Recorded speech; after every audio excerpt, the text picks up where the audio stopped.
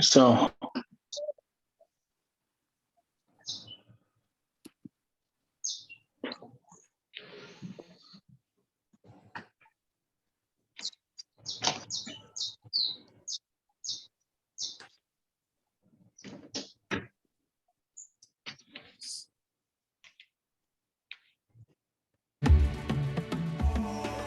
we can share information, knowledge, views, expertise, and best practices, and providing relevant evidence, including from data and research findings, assessments, even the evaluation of previous relevant policies. It facilitates open, inclusive, and share informed decision-making debates among key stakeholders. And the forum is supported by distinguished experts as panel assessments, and these members facilitate policy choices made by African governments in order to accelerate progress towards food security and improved nutrition.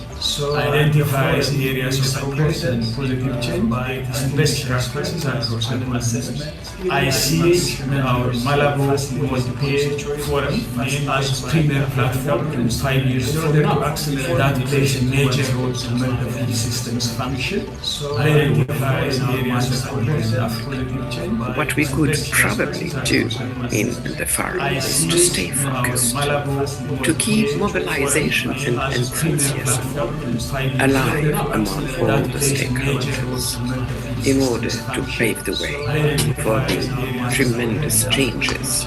What we could probably do in order to make the food system transformation a reality on the ground. In my opinion, the centrality of the food system and the multiple interconnection changes with the other key systems for sustainable development may also to keep future opportunities to the youth. In my opinion, in order to keep them probably in our continent, the benefit with the other implementing for sustainable ambitious agenda 2063 future and in the process it can alter for better the narrative to keep them our property in our continent. Lai, was it only me, Lai, or was there a problem with the videos? Someone was unmuted, so we were. It's like okay. You have to ask everybody to mute before you start. Shay, can we have the video again, please? Please kindly mute your mic. Can't you mute them yourself from your side? If your mic is open, can. Done.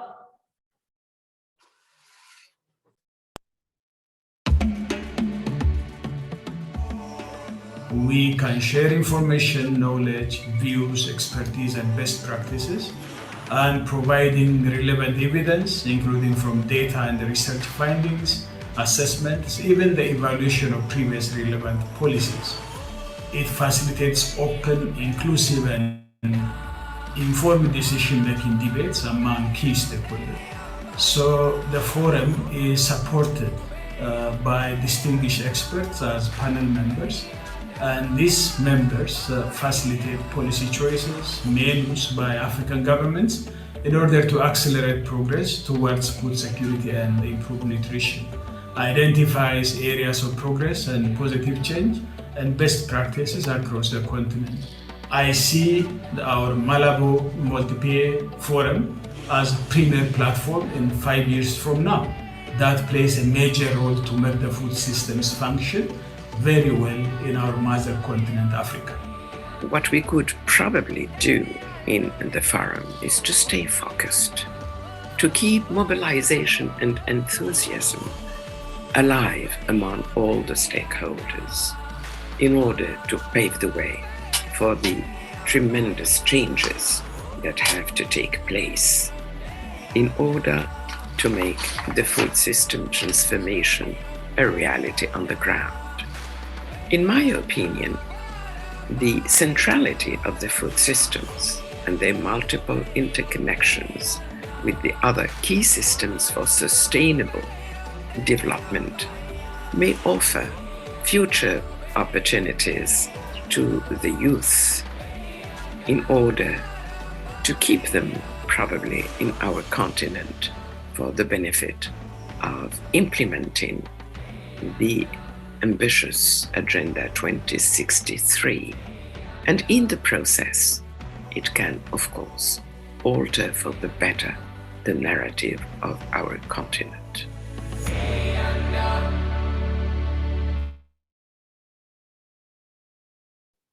That's right. This is the Malabo Montpellier Forum, and it's my absolute honor and pleasure to welcome you to this 9th edition, where we will be unveiling recipes for success, policy innovation to transform Africa's food systems and build resilience.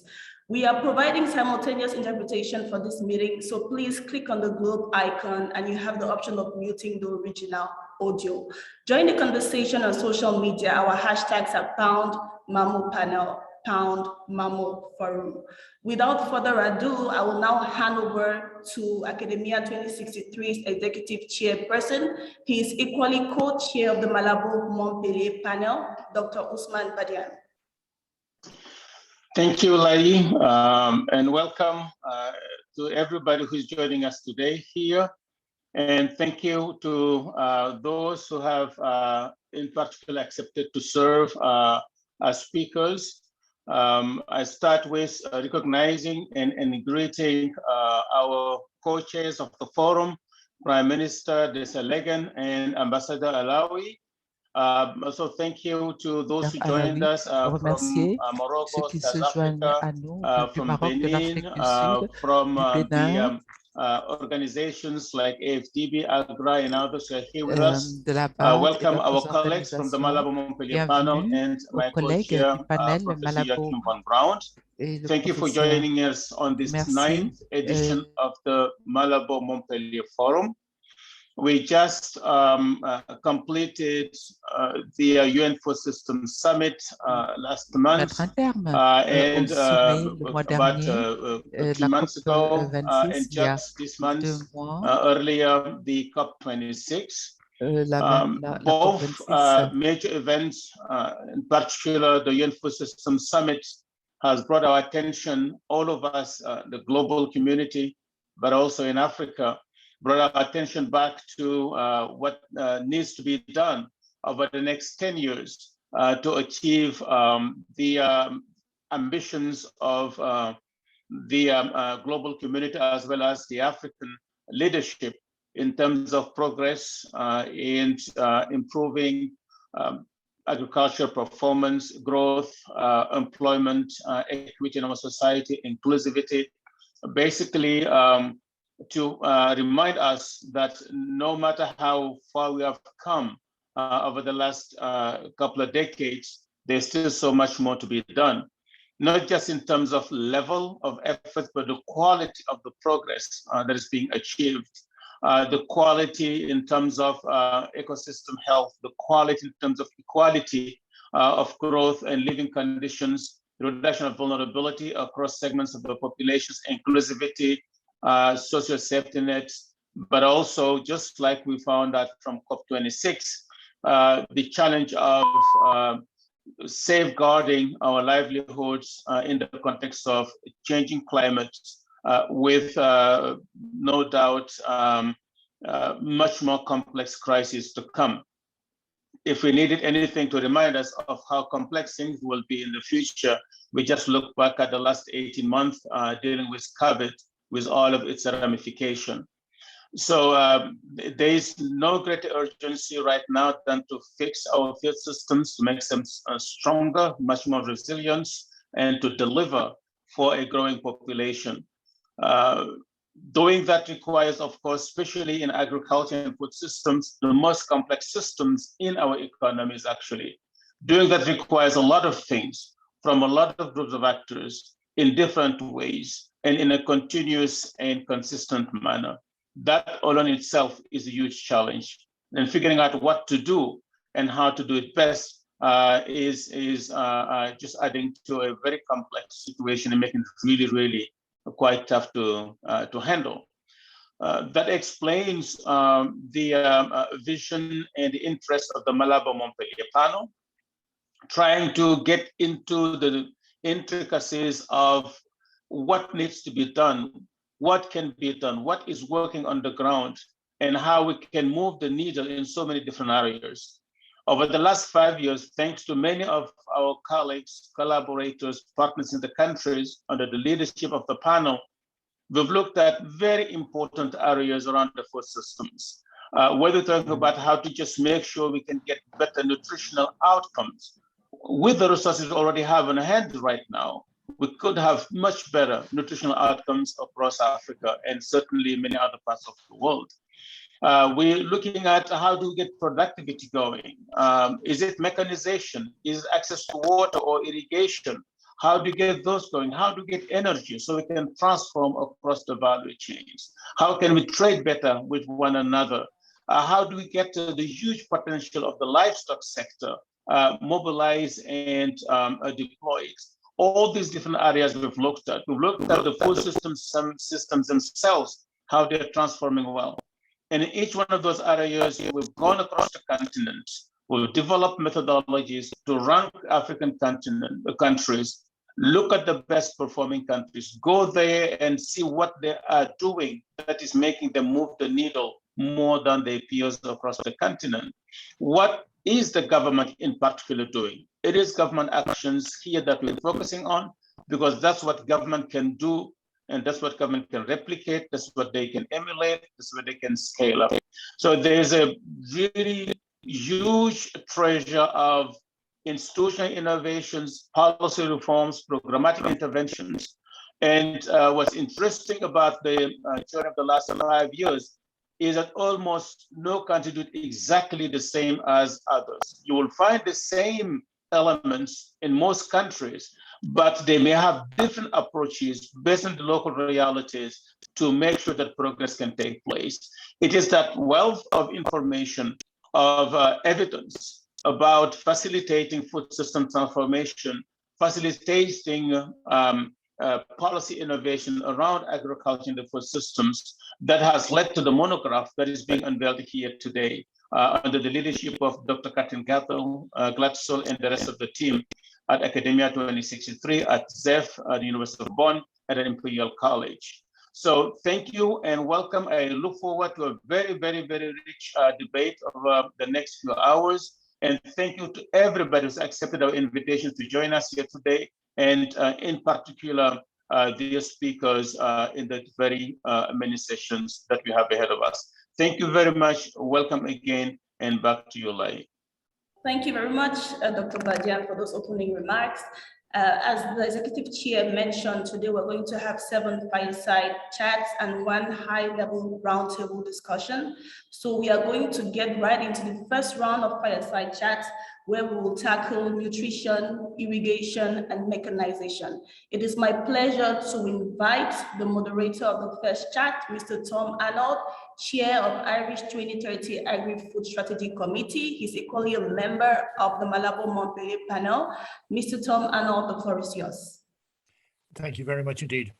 Well, indeed, it's a great pleasure to moderate this first session on the hugely important topic of nutrition, on the day in which the latest version of the Global Nutrition Report will be published. And it's particularly fitting that I'm speaking to one of the great experts on nutrition today, Dr. Lawrence Haddad, who's the Global Executive Director for the Global Alliance for Improved Nutrition Gain.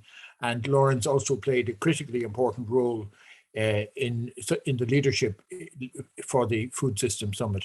So Lawrence, great to see you again. I have 3 questions on nutrition, which I'd like to pose to you.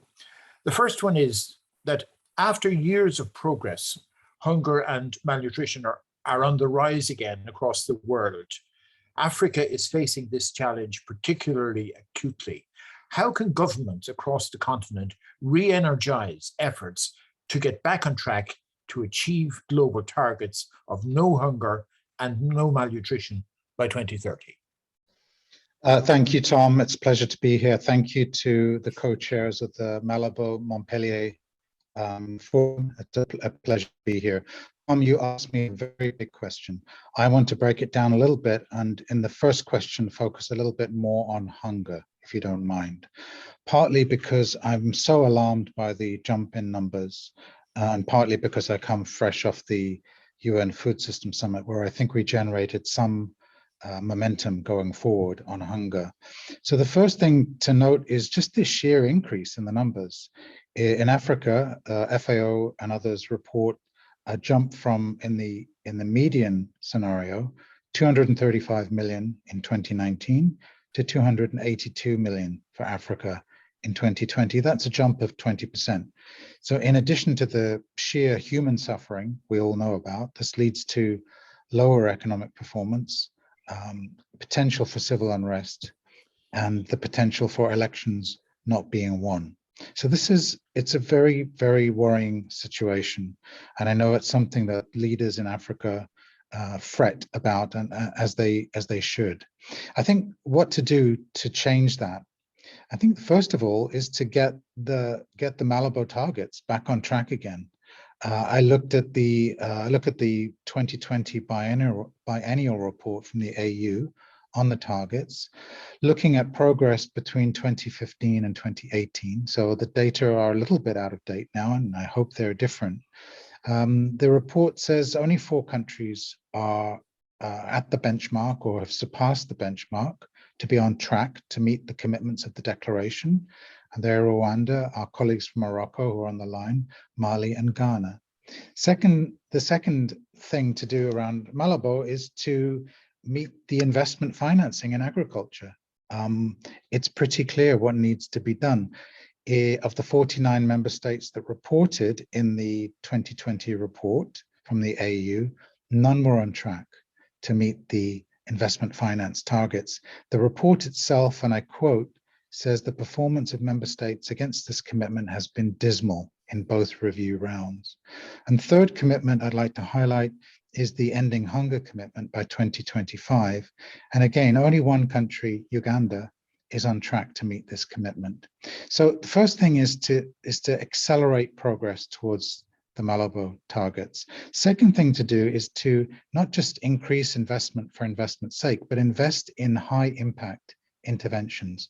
And we're so lucky to have a science-based roadmap from colleagues at ZEF, from Sarah's 2030, Academia 2063. We know what the 10 high impact interventions are.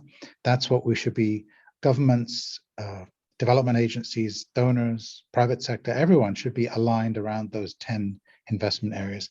And the final thing I would say, Tom, is please member states do join the Zero Hunger Coalition that came out of the UN Food System Summit.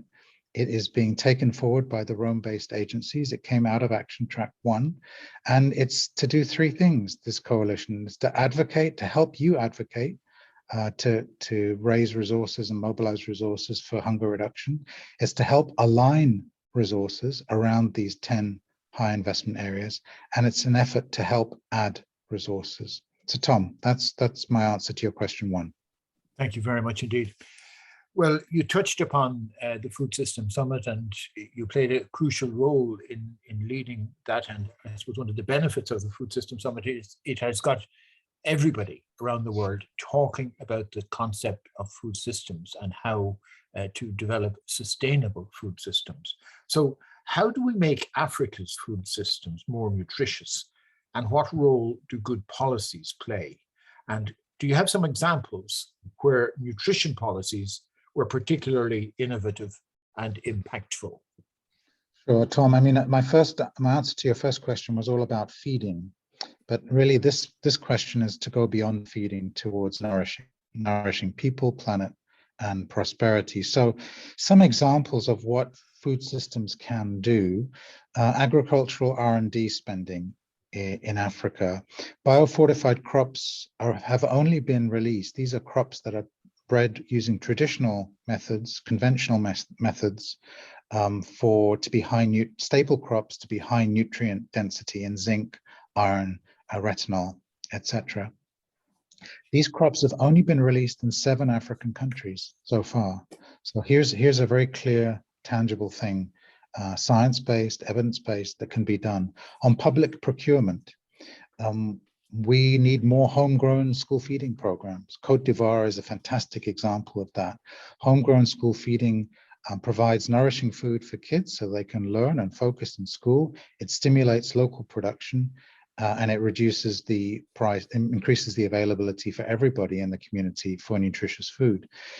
Same around, still on public procurement, social protection.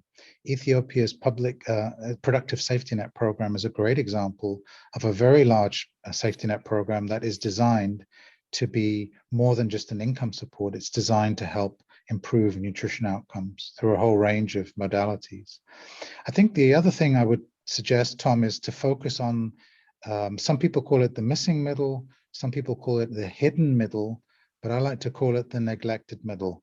These are the actors that are between the farm gate and the market, the MSMEs, the micro, small and medium enterprises that are so critical to get food from one place to another in a way that doesn't promote food loss, doesn't promote food spoilage, and gets food to who needs it at the price they can afford. And I'm thinking of examples like the Cool Coalition that is supported by UNEP and others, and Rwanda is the first country to really establish a cool coalition, cooling system and a center of excellence around cooling systems for food systems.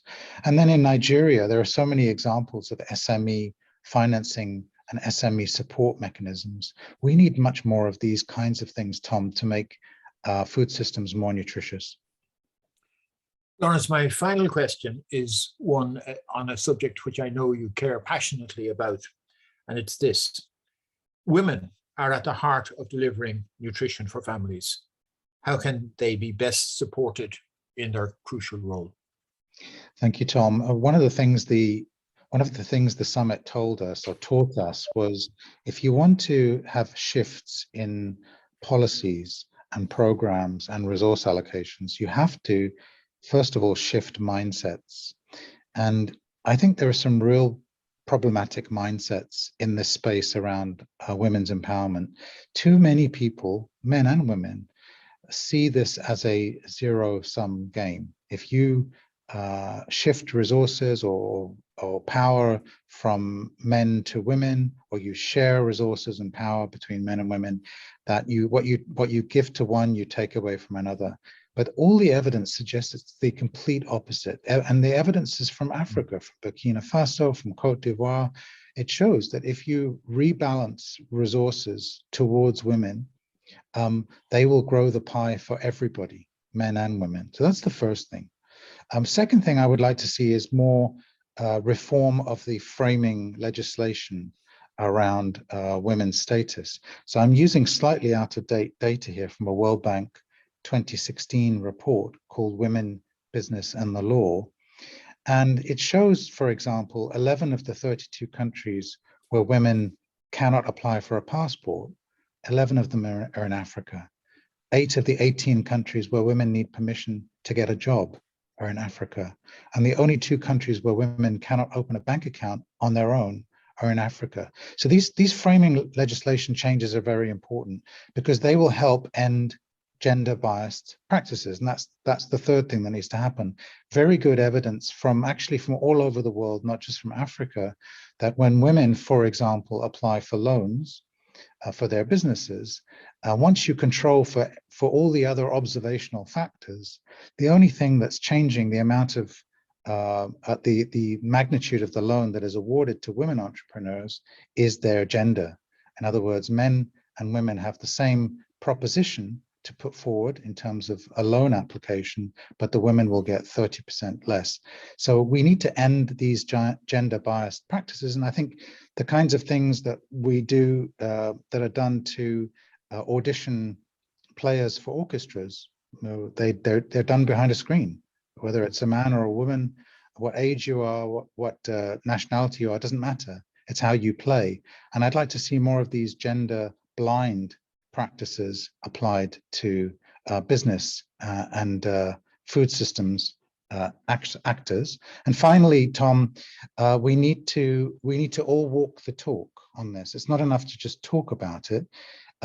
This sort of stuff begins at home. And so what are our organizations, all of us on the line, doing about this? And a new initiative that came out of the Food System Summit from Action Track 1 and from Jemima Njuki, who headed up the gender lever, is this global 50-50 report, which will look at 200 food system actors, public sector and private sector, and it'll look at them and say, how well represented are women in the senior management team? How well represented are women in the board? How sensitive are the programs that the organizations are running towards women's empowerment? How disaggregated are the data that they report against? And this is just beginning to kick off. The first report will be in a year's time.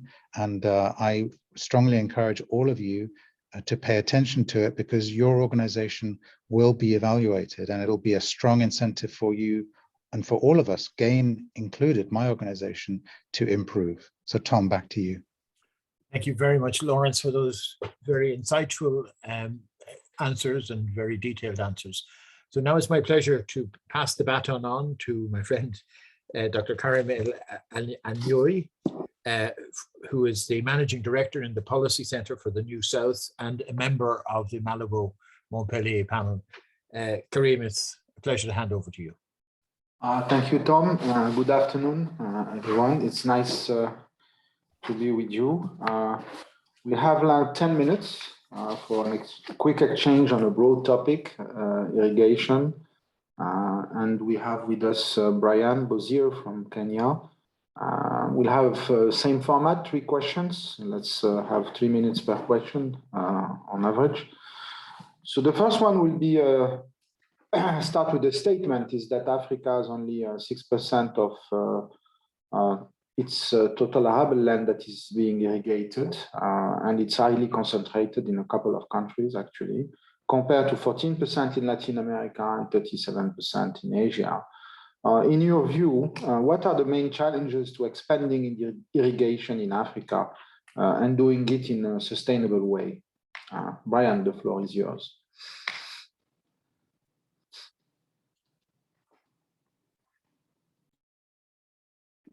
Thank you so much for the question. I'm sorry my video is off, but then I hope my audio is well enough to be heard.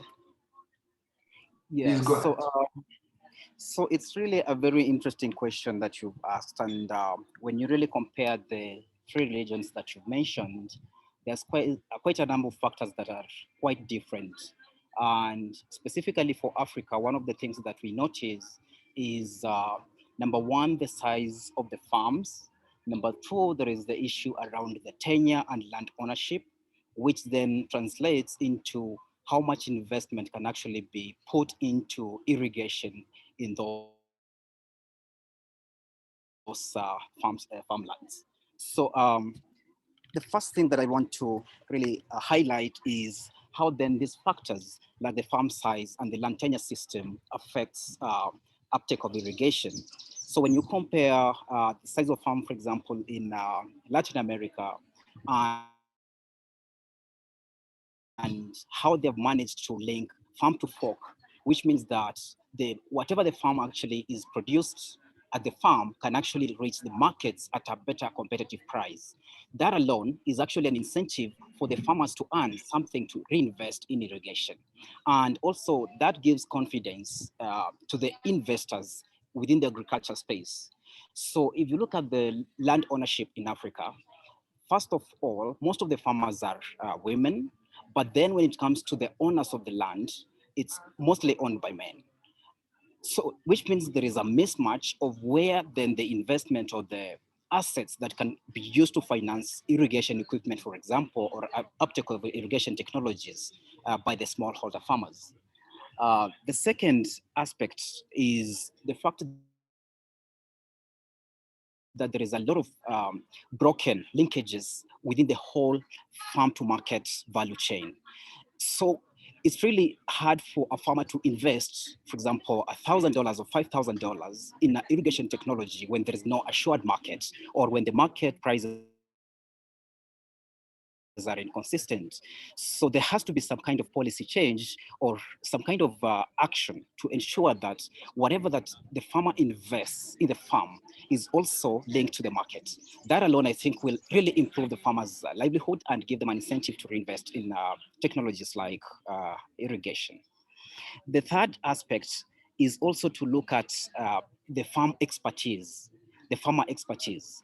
So irrigation alone is just one of the broken linkages in what can improve productivity in the farm. So we have to look at irrigation as one of the single aspects that farmers need to invest in, but knowledge is also key.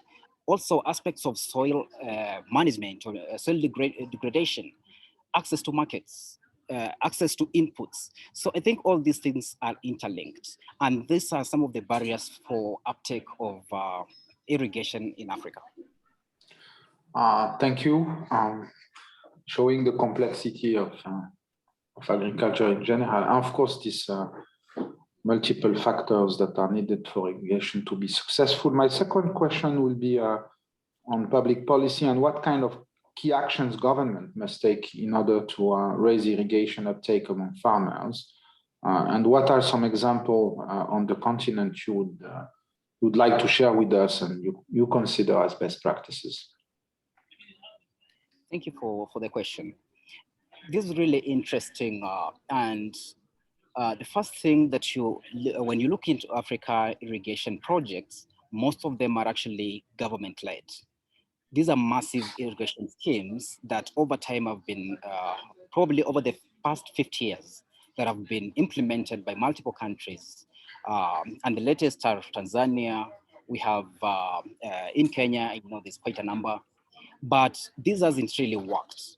So the first policy change I would recommend is actually to ensure that irrigation is a farmer-led technology uptake.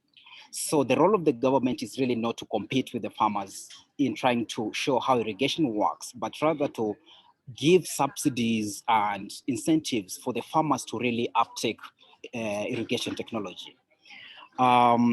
One of the best examples, I think, in Kenya, we've seen a lot of farmer-led irrigation projects, and these has actually spurred more innovation and businesses to rise to ensure that farmers are able to access the irrigation equipment they need to uptake irrigation at their farm level. So the second aspect to look at is we have to acknowledge that Africa is one of the drier continents, especially the sub-Saharan region. And this means that the government also has to have some kind of policies around water scarcity and water abstraction, because it will be really unfair for a single farmer or a couple of small regional farmers to access water from an underground aquifer, for example, that can cause artificial drought in other regions. So water abstraction and guidelines have to be in place, and regulation has to be clear on how water abstraction can be managed, whether it's groundwater from rivers or underground water. The third aspect is on land tenure policies and land ownership, because I really believe that for a farmer, the first asset is the land. And if a farmer does not own the land, he does not actually have any assets to back him to, for example, get credit to invest in agriculture. So we need to have a change in policy in the land tenure system so that we empower the farmers, especially the women, who are the majority of the farmers in the continent. Thank you, Brian. The last question. Around climate change and its impact on water. Africa freshwater bodies face greater stresses due to climate change, urbanization, rising demands from clean water, of course, stemming from demographic dynamics. How do we ensure that investments in irrigation also support other functions and ensure that we conserve this resource for biodiversity?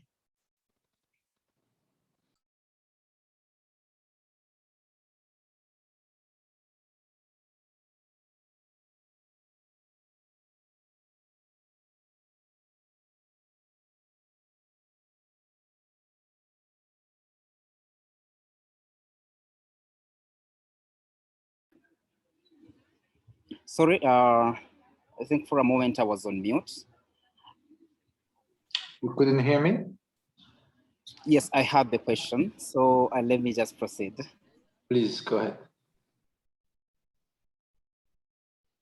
Yes, so I really believe that water scarcity is one of the biggest challenges that we'll be facing in the near future. And we were actually already seeing a lot of issues around water use and issues around, for example, the Nile River and the water used along different countries. And everything is attached to irrigation and farm-based water use. Secondly, most of the urban areas or urban cities that are coming up are actually along water resources. So there is always going to be a challenge managing water consumption for home-based use versus farm-based use. But we understand that irrigation is one of the biggest water, where most of the water will be used. So the first recommendation for me will be to actually encourage water reuse and water recycling through subsidies on water reuse and water recycling technologies. And a very practical example will be a city, for example, if we are building cities of the future, we have to really think, how do we then reuse the water from our homes for irrigation? Because that's a very practical way of using water. And the best way to do that, I think government can really take the first role in implementing policies that encourage such technologies. And I believe when you look at, for example, how the solar technology has really grown over time, government has played a really important role through either reducing taxes or having subsidies for such massive projects. Second aspect will be also on encouraging regulators, water regulators, whether it will be regulating water utilities to ensure that the water infrastructure in urban areas and any other metropolis is really lossless or more efficient. Because currently Africa averages at 45% of water losses just because of poor infrastructure.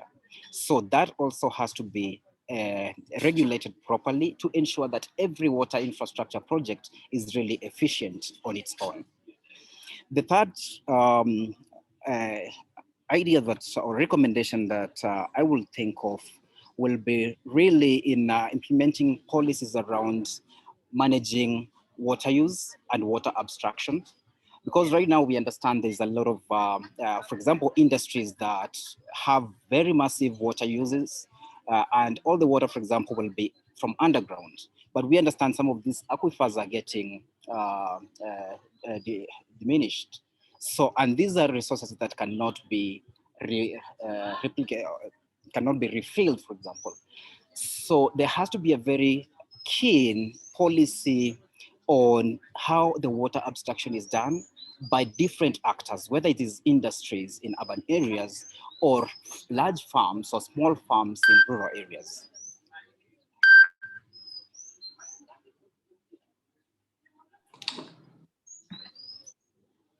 Thank you, Bayan. Let me now hand over the floor to our friend Debussy, member as well of the panel, and currently visiting researcher at Imperial College. Debussy, the floor is yours.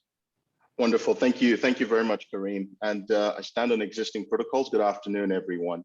I'd like to invite my dear friend and brother, Jahil Oliver. Jahil is a founder and CEO of Hello Tractor. Hello Tractor is an ag tech startup operating across the continent, working on mechanization as a service. Jahil, are you on? I'm here. How you doing, Debussy? I'm very well, thank you. Okay, good to see you, sir. Is your camera on? I can't see you, but if it is, then we'll just carry on. Is it? It's on my side. I don't know if I see you now. I see you now. Cool. Okay, cool. So I'll go through two questions real quick. We are running behind schedule now. The first is, so up to 85% of the work on farms continues to be done manually. Now, mechanization's been here, or conventionally, for most parts of the world, since the early 19th century. But then Right. some people would argue that, because we have a lot of labor on farm, it creates jobs. It's a means of creating jobs and livelihood in the agriculture sector. On the other hand, it's tedious, it's burdensome, especially for women. Is it possible that we can increase mechanization while maintaining the opportunity or the value proposition for employment in the agriculture sector? Yeah, thanks for the question. Obviously, if you increase the productivity of a grower, that opens up new opportunities up the supply chain.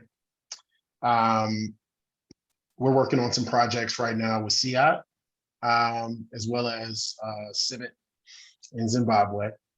Davisi, you're familiar with the program with CIAT. We finally got started. Awesome. And we're looking at deep ripping and how that can improve productivity, provide climate resilience. And these growers are increasing their yields. These are maize growers from 1.7 metric tons per hectare, all the way to 5 metric tons. Now that increased productivity is increasing all sorts of job opportunities, not just upstream, but also income opportunities for the growers. I mean, Africa as a region is consistently one of the highest urbanizing regions on earth. That's not because jobs in the rural areas are that attractive. And it's really because the opportunities are found in these urban areas and nobody wants to do the work. And we have to be realistic about that. And in order to protect and really fill the labor gap that is becoming increasingly more pronounced with that high rate of urbanization, we have to introduce mechanization. That's what happens in most economies when there are labor shortages. We automate, we innovate, and we mechanize. That's what we did in the US, and I don't think this will be any different. And so I think it's less about displacing labor, but more about filling a labor gap. And addressing some of the scrooges in the region, like even child labor, right? Kids get pulled out of school because crops need to be established. And that also ties back to affordable access to mechanization. So I think there's some real opportunities there, and I don't think it should be seen as a negative thing, right? Net, I think it's gonna be good for the region. Awesome. So you're saying there is a compelling value proposition for mechanization to provide even more jobs, improve livelihoods, and increase productivity. So it's a sort of there isn't a trade-off. We're not saying mechanize at the expense of creating jobs and improving livelihoods, right? I mean, absolutely not. I mean, okay, so I'm from the US, right? My family is from the Deep South originally. Well, originally from Africa, but settled in the Deep South. And you all know that with the advent of the cotton gin and new technologies, my ancestors were able to leave less than ideal situation and migrate through our version of urbanization during the Industrial Revolution to Cleveland, where I was born. That wasn't a bad thing. I don't think any of my ancestors would look back at that time period and say, man, I missed that plantation. Right. And I think what we fail to miss sometimes, and for those of us who don't, spend significant amounts of time in these smallholder communities, is that is not ideal work. And oftentimes it's unpaid work. So when you talk about labor displacement, you're not displacing meaningful income generating employment. You're displacing folks who are more or less trapped on that farm and not necessarily making the economic decision to be on that farm because that's the best opportunity for them. Okay, right. I want to get in the second question before we wrap up our chat. Now, as a thought and practice leader, you're also an investor in the ag tech space and mechanization as a service. From your experience operating across the continent and of course, establishing partnerships around the world, what would you, what examples can you provide of successful partnerships? Because of course, when we talk of ag transformation, we say a public sector enabled, private sector led process, right? So you're doing the leading as private sector, but from your experience, where is the support? What's the best example, or where are the best examples of support from the public sector that have enabled the private sector, such as yourselves, to work and thrive in this space? Yeah, I think it's a tricky question because as policymakers, you don't want to be involved with picking winners. That's a less than ideal approach to engaging and mobilizing the private sector. Although it happens all the time in the West, but crony capitalism is not something that should be a part of any government's policy, official policy. I think what I've seen that works very well, and certainly things that Hello Tractor has benefited from, is building that infrastructure, not just physical infrastructure, roads, internet connectivity. Those are all really important. Irrigation schemes, those are all really important. But also some of the other forms of infrastructure that might get overlooked, like coordinating the last mile, making transacting with smallholder farmers more profitable, so we can engage with these communities at economies of scale, build commercial models around these communities who have been organized, and oftentimes that organization can be subsidized by the state. That's what happened in the US with our extension system, right? And I think there are opportunities for that to also take place on the continent. I think the World Bank has been investing heavily in these areas through the DAT program and the 1 Million Farmer program, which we were part of. And we've already seen some benefits there. And that's helped us bring mechanization to communities who otherwise wouldn't have access, because we're not left with the burden of organizing, these 1-2 acre growers into these efficient clusters. The second piece, I recognize the work that AFDB has been doing around mobilizing investment, supporting an enabling environment for commercial investors to step in. That's how we kickstarted our pay-as-you-go tractor finance work, and attract commercial investors to grow that product into something that can scale commercially across our footprint of 13 countries in Africa. So those are kind of maybe two examples, but I think there are ample other opportunities, especially in research as well, that is a community-owned asset that companies like Hello Tractor can borrow from as we build out our technology stack. And we're constantly drinking from the CGIAR well of knowledge that's freely available and largely subsidized by the state. Excellent. Thank you very much, Ahil. So engaging with the CGIAR, tapping into the rich pool of research knowledge, building that, bridge between your product or value proposition and the last mile, or the last mile, working on that last mile between your consumers, and also working with continental partners such as the African Development Bank to de-risk access to affordable financial products and services. That's great. No, thank you very much for this chat. Ladies and gentlemen, I will now hand over to Dr. Lai Batake, the Director of Communications at Academia 2063. Lai, you have the floor. Thank you so much, Dr. Araba. Thank you for helping us keep to time and catch up with the rest of the agenda. So we are about to kick off a very high-level roundtable policy conversation. Just before we do that, I would like to take a minute to recognize Mr. Jean-Claude Musabi-Mana, Permanent Secretary at Rwanda's Ministry of Agriculture and Animal Resources. And I would equally like to remind attendees that we have simultaneous interpretation available for this meeting. Please click on the globe icon on your screen and you can choose to mute the original audio. So the Malabo Montpellier panel has published 8 reports since 2017. And the monograph, which we are going to discuss during this roundtable discussion, focuses on 7 key thematic areas addressed in reports published by the panel. Before we get into that roundtable conversation, here is some food for thought.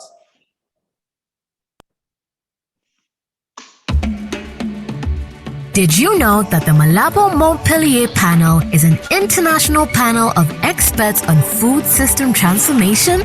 Jointly facilitated by Academia 2063, Bonn University, and Imperial College London, and boasting 2 co-chairs with 6 panel members who are leading experts in agriculture, engineering, ecology, nutrition, and food security. Its core mission is to support evidence-based dialogue at the highest level and to guide policy innovation to accelerate progress towards the ambitious goals of the Malabo Declaration and the African Union Agenda 2063.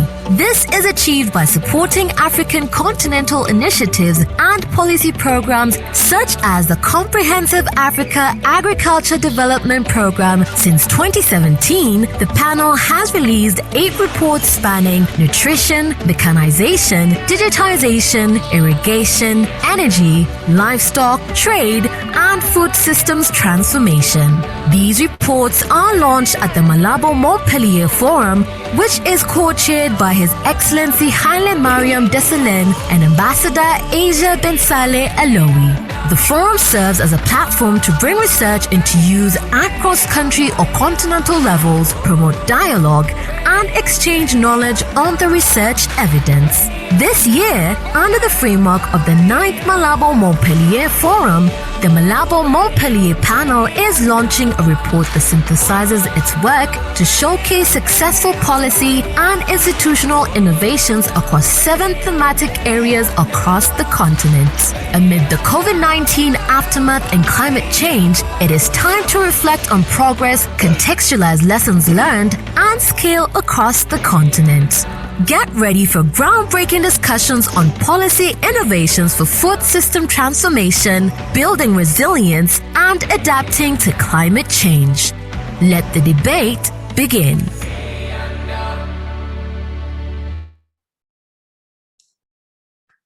That's right. Let the debate begin. It's my absolute honor to invite once again Dr. Debisi Araba, who will be moderating the high-level roundtable. We have 45 minutes for this high-level discussion. So over to you, Dr. Araba. Thank you very much, Dr. Butake. Well, good afternoon or hello, everyone again. It is my honor and pleasure to moderate this high-level policy conversation discussing, of course, the monograph that was launched today by the Malabo Montpellier panel. I believe all our speakers are online. We have Mr. Jean-Claude Musabimana, the Permanent Secretary, Ministry of Agriculture and Animal Resources, Minagri, Rwanda, Dr. Asuko Toda, Director for Agriculture, Finance and Rural Development at the African Development Bank, Professor Mohamed Aikadi, President Conseil General de Développement Agricole, the CGDA of Morocco, Ms. Pindiwe Dingile, the Chief Director for International Relations and Trade at the Department of Agriculture, Land Reform and Rural Development of the Republic of South Africa, Dr. Françoise Asogba Komlan, the Secretary General, Ministry of Agriculture, Livestock and Fisheries, Republic du Benin, and Mr. Boaz Kizire, Head of Policy and Advocacy at the Alliance for Green Revolution in Africa, AGRA. Well, distinguished panelists, it's a pleasure to have you all. I would like to begin, maybe we begin at the Pan-African level with Dr. Toda of the African Development Bank. So starting with the recently concluded Conference of Party meetings of the UNFCCC in Glasgow, the African Development Bank was instrumental in mobilizing finance for climate adaptation. Now, seen as Africa's food systems are extremely vulnerable to climate change, can you share with us how the bank will ensure that finance supports not just farmers, but the broader ecosystem in the agri-food sector? Over to you. Thank you so much, Debisi, and congratulations to the colleagues on the launching of the monograph. That's really excellent. So with regards to your question, Dr. Debisi, I think it's really important that at COP26, there was a huge emphasis on climate adaptation, because a lot of the conversation tends to be around mitigation, but for Africa, I think really the conversation was tilted towards adaptation, which was excellent. So that's first of all. Secondly, with regards to looking at the entire ecosystem, it starts with production all the way to market. So when we look at the improved seed varieties, the drought-tolerant seed varieties, the agri-inputs, the type of farming that farmers do, the irrigation systems, everything from post-harvest loss to processing, there's so many elements that need to be either looked at from a climate mitigation or a climate adaptation lens. I think for us in the African Development Bank also, we are looking at projects differently after COP26. So in a way, there are things that have been done already by the development partners and a number of players. And at the same time, I think we all stand to be resensitized to the work that needs to be done under the context of reaching the targets that have been put forward under COP26. Thank you very much, Asuko. And it is important that we talk about climate change, which is an existential challenge, not just in the agri-food sector, but for the global economy. Of course, we will come to the issue of the global pandemic. We definitely have to touch that. Now, I want to bring on the Honorable Jean-Claude Musabimana. PS, the Rwandan government's approach centers on encouraging private sector involvement in all activities along the value chain, as Atsuko just mentioned. Financing has to be right along the value chain. Can you give us examples of what the Rwandan government's plans are to enhance private sector investment in improving resource utilization, in production, and of course, the dietary quality of food products for consumption? As we heard from the previous speaker, Jahil Oliver, talking about how we need to de-risk access to finance. What is the Rwandan government doing in this regard as it pertains to your engagement with the private sector?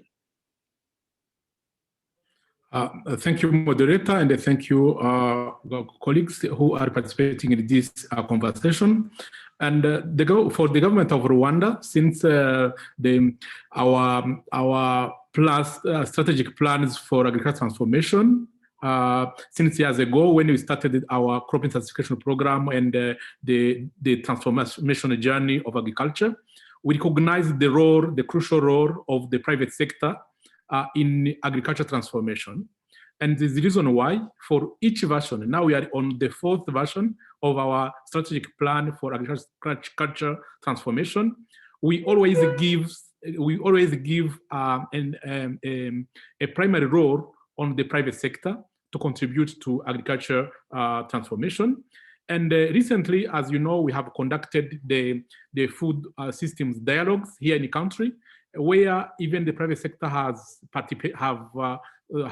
actively participated, and we together analyzed how they can participate in the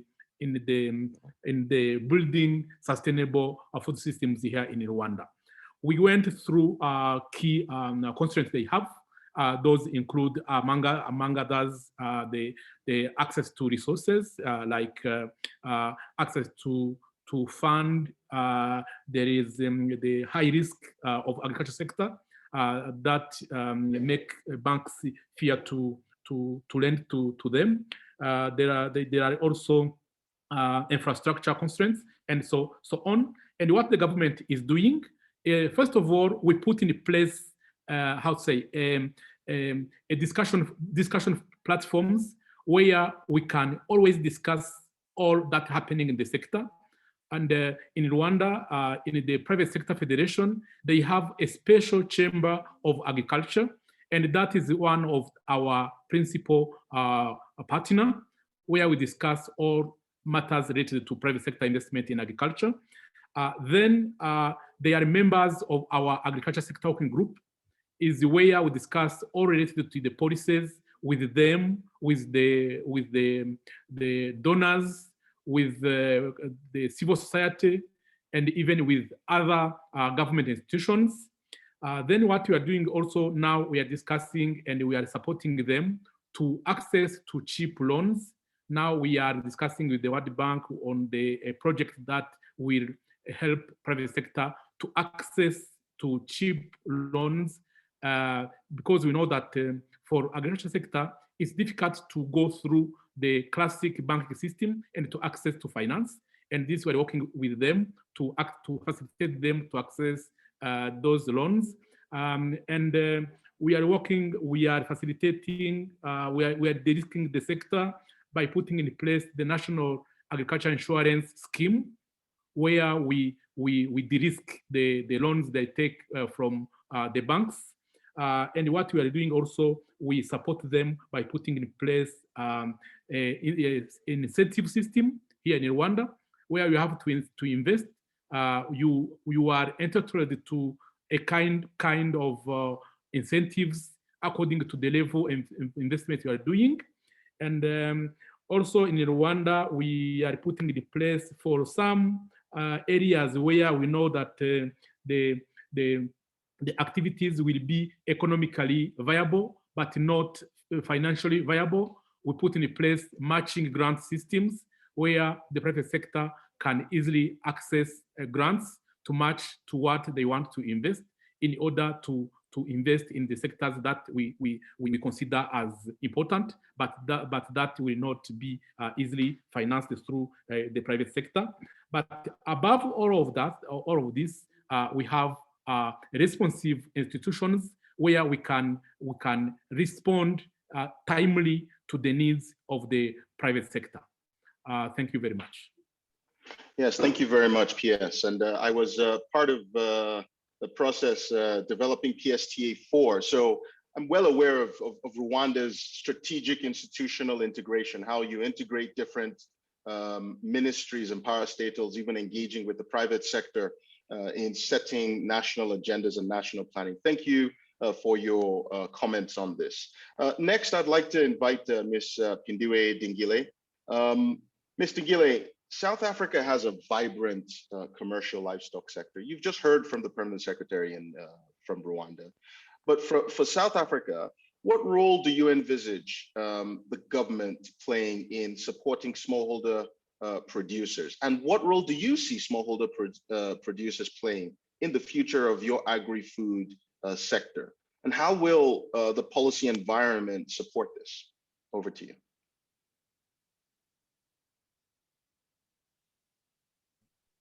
Please unmute. Okay.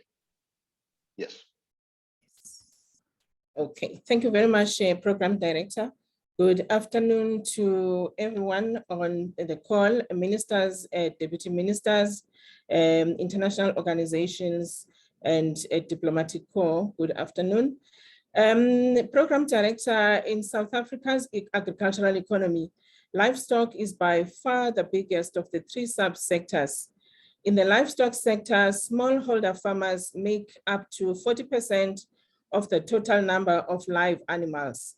For now, we can proudly report that smallholder livestock farmers in South Africa are already making inroads into the mainstream of the agricultural sector.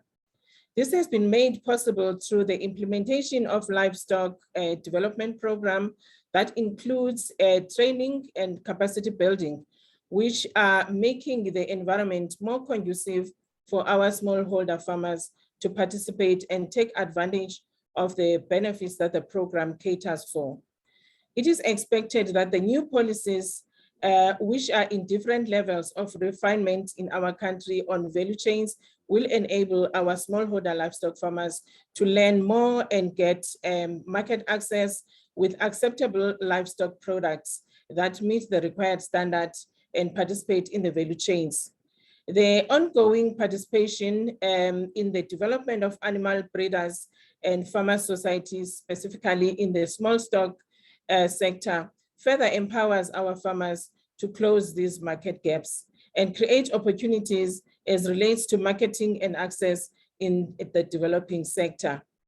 It has also been noted that numbers of the small producers in the livestock sector have recently been increasing, mainly because of the economic impact of COVID-19 restrictions, where those recently retrenched from their jobs have entered into the livestock production to sustain themselves and to contribute to their family livelihoods and to be able to produce the affordable food for their home consumptions. On a noting of the challenges, Program Director, the biggest challenge associated with share of the smallholder farmers is the low intake from this subsector, making their role in the meat market and other products very, very small. As we note, the biggest challenge in this sector in respect of their low participation, smallholder farmers have a potential of still growing into the commercial sector. And what has been identified to be the impediment in their practices is that is the loss of their animal identity as they sell their products through the middlemen who then sell the product as theirs. So we have identified that as one of the gaps, and South Africa then has therefore embarked on the traceability program that has been seen to have a greater potential to resolve this challenge. And in the near future, we are seeing an increased participation into the mainstream. Furthermore, Program Director, vulnerability assessment studies on the impact of climate change have indicated that small producers are among the vulnerable groups who are unable to cope and have no means to cope with the impact of climate change. And therefore, the national environmental policies are earmarked to support all farmers, and in particular, the small producers, through sector provisions under the Climate Smart Agriculture Strategic Framework and other measures that are currently being implemented to capacitate them through the programs on climate change and adaptation and mitigation. These include the biogas production projects using the integrated crop livestock system to produce biogas for smallholder farmers using the crop and livestock waste under the Renewable Energy Program. In conclusion, Program Director, the government of South Africa recognizes the vital role that the small producers, including the other vulnerable groups such as women, could play in enhancing resilience of our food system and agricultural production through adaptation, reducing and minimizing the agricultural greenhouse gas emissions, and safeguarding the national food security, and has developed, therefore, the support mechanisms through development of appropriate policies, strategies, including our master planning process that involves both our commercial and smallholder farmers. I thank you, Program Director. Thank you very much, Ms. Dingile. That was great to hear the perspectives of South Africa and how you are coping not just with COVID-19, the global pandemic, but also helping smallholder farmers adapt in this evolving climate change scenario that the whole world finds itself in. I want to quickly bring back Dr. Asuka Toda of the African Development Bank on this Pan-African context. Dr. Toda, the African Development Bank has been lauded by the UN Secretary General, no less, for investing, I think it's about 63% of financing towards adaptation in climate financing. So the African Development Bank is a global leader in allocating funding for adaptation finance. But I want to combine this question in two areas. Can you tell us a bit more about your strategy for adaptation finance, especially as it pertains to rural finance?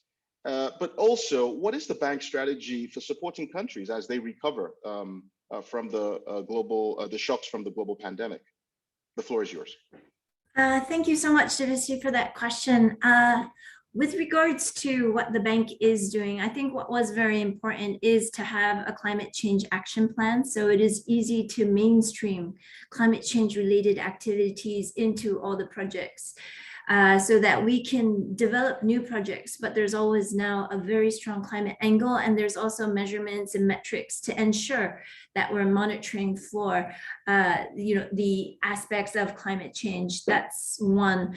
two, with regards to the need and priorities, and I think Lawrence highlighted it also, we are going on a resource mobilization drive to really look at supporting research, i.e. how do we actually try to get more impact with the research that's being carried out by the CGIAR system, as well as understanding existing technologies that are climate adapted that can be applied to scale. So the point is really more about going to scale with technologies and identifying that research that has been done in the context of climate.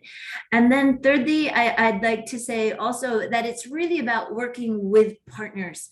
That's extremely important because we realize platforms like this one are ways to be able to, number one, advocate with policymakers, but number two, to be able to work with partners together on this important agenda. And I think as countries come out of COVID, it's really about the development agenda, not the humanitarian assistance, but the development agenda to ensure that Africa can feed Africa. Thank you, Debussy. Wonderful. Thank you very much, Asuko. Boaz, my dear brother, now you've heard from these eminent speakers what's going on in countries, what's going on around the world, what other Pan-African institutions are doing.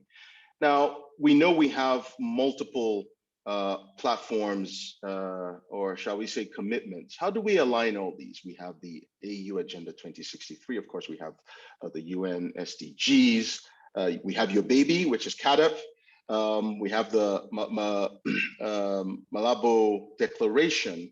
What do we need to do to ensure that we are aligning all our focus on all these objectives and strategies to ensure that we improve shared prosperity for all Africans? The floor is yours. Thank you so much, Adebisi. Always good to see you, and this time virtually, but we need to meet physically and we exchange more about this topic. So thank you so much. Just to indicate that, yes, first of all, Africa was demonstrated a huge commitment to the whole food systems discussions.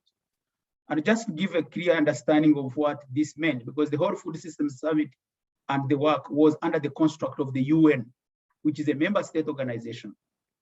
And Africa had a clear engagement plan through an African mechanism and through an Africa common position. So as AGRA, as an institution, and not because Agnes Kalibata as the UN Food Systems Envoy was engaged, but as an organization, we're also engaged, but particularly and partnered with the NEPAD Planning and Coordination Agency that was required to lead the actions on the food systems summit on the continent together with the African Union. So we picked a number of things that we are part of. One, be part of the national dialogues.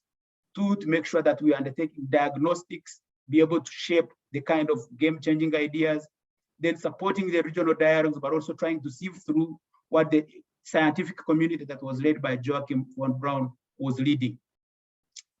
So to your good point, a lot of things emerged, and it definitely raises questions. What does this mean when it comes to taking it down to country level? And it has been a question for quite a number of people across the continent and beyond. But as Africa, as you very well know, CAADP has really been a very strong instrument that has shaped and brought almost 55 member states into the same framework. So we've been engaging and discussing with the countries, what does it mean at the country level? One is to make sure that we begin to translate pathways or action areas and ideas into the national planning and implementation systems. For CAADP, as you very well know, we had the CAADP National Agriculture and Food Security Investment Plans, where the food systems has discussions have emerged and told us is that some of these issues go beyond the Ministry of Agriculture that has been the primary host of the CAADP and Agricultural Investment Plan. And that brings a particular small challenge of intersector and interinstitutional coordination.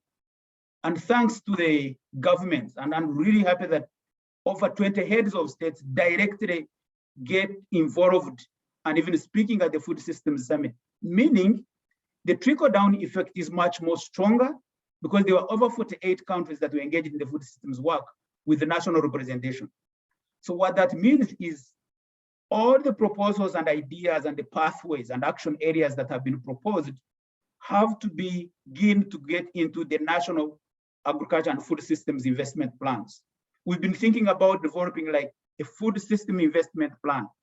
But remember, if you have an investment plan, it has to cut across different institutional homes.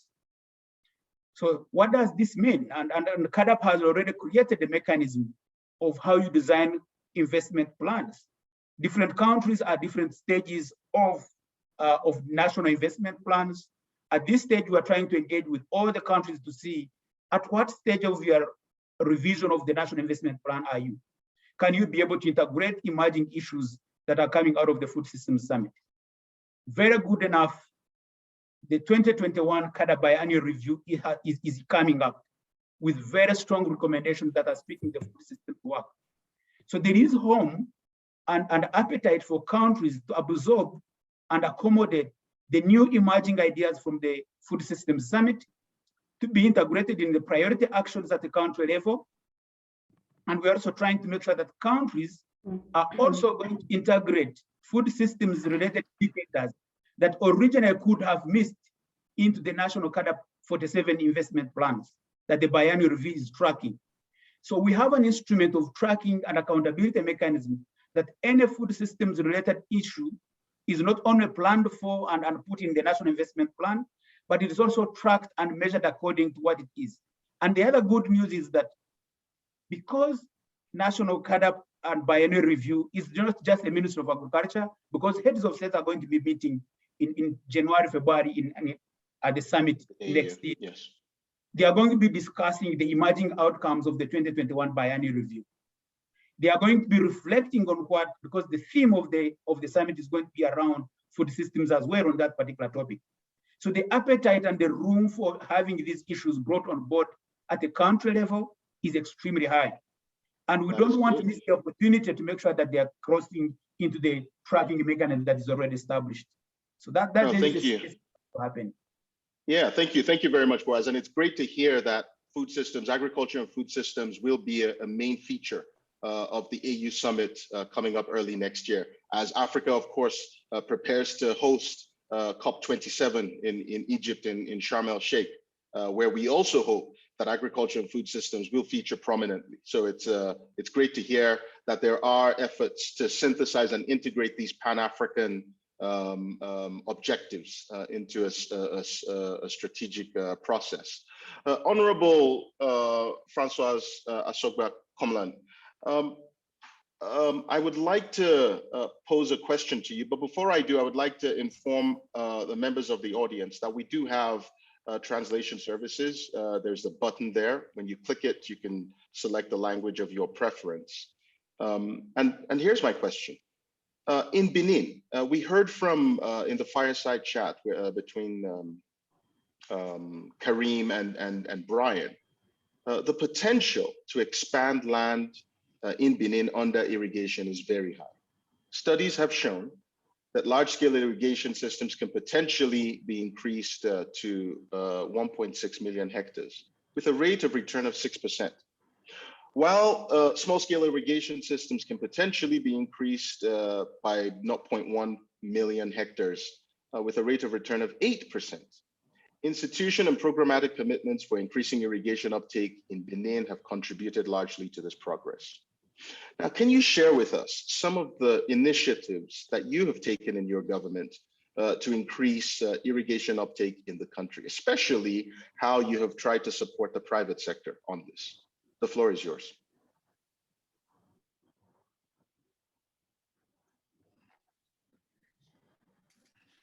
Merci beaucoup. Merci, Monsieur Adébisi Araba.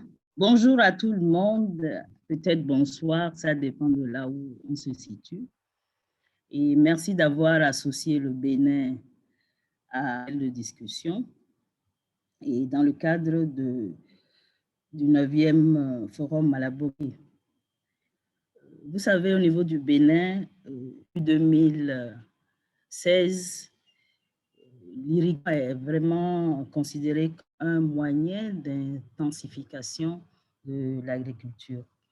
Et elle contribue augmenter la productivité tout en réduisant les risques de sécheresse et aussi les problèmes de changement climatique. Nous avons dans un premier temps au niveau du Bénin décidé d'élaborer un programme national de développement de l'irrigation. Au niveau du PAG, du programme d'action du gouvernement, dès le départ, un programme phare qui s'occupe de l'aménagement basse et moyenne vallée de l'Ouémé. C'est un projet qui tient vraiment à cœur au gouvernement et des dispositions sont prises pour qu'il y ait un développement à grande échelle pour permettre l'irrigation au niveau de toutes de nos terres. Le programme a prévu l'aménagement de 50 000 hectares de périmètre irrigué avec maîtrise totale de l'eau. Aujourd'hui, nous avons déjà démarré avec 12 000 hectares où toutes les équipes sont presque en cours et d'APS et APD, bien sûr, sont. C'est prévu aussi retenue et réhabilitation de 150 anciennes retenues d'eau. C'est un programme assez MAUS qui rentre dans le cadre du programme d'action du gouvernement deuxième génération. La première génération, il y a des projets qui ont été prévus et mis en œuvre au niveau de la vallée de l'Ouémé. Et ces programmes ont vu vraiment projet que j'avais cité tantôt, la mise en valeur de la base. En dehors de ces projets, il y a beaucoup d'autres projets, une dizaine environ, qui ont été mis en œuvre avec le financement de l'AD, du FIDA, de l'AFD, en réalité d'avoir accès à l'eau au niveau de presque tout le pays. Les dispositions du gouvernement dans le cadre nous ont amenés à mettre en ordre parce que c'est d'eux qu'ils les jeunes se mettent en place et les problèmes qui sont déjà là de ces mises en réseau des zones, c'est les problèmes fonciers, les problèmes de la qualité de l'eau. Mais tout ça, l'État est en train de mettre en place des pour alléger un peu la situation. Nous avons au niveau du Bénin une structure aujourd'hui appelée la SONAMA qui embrasse vraiment le nouveau champ de l'irrigation et qui importe l'irrigation pour permettre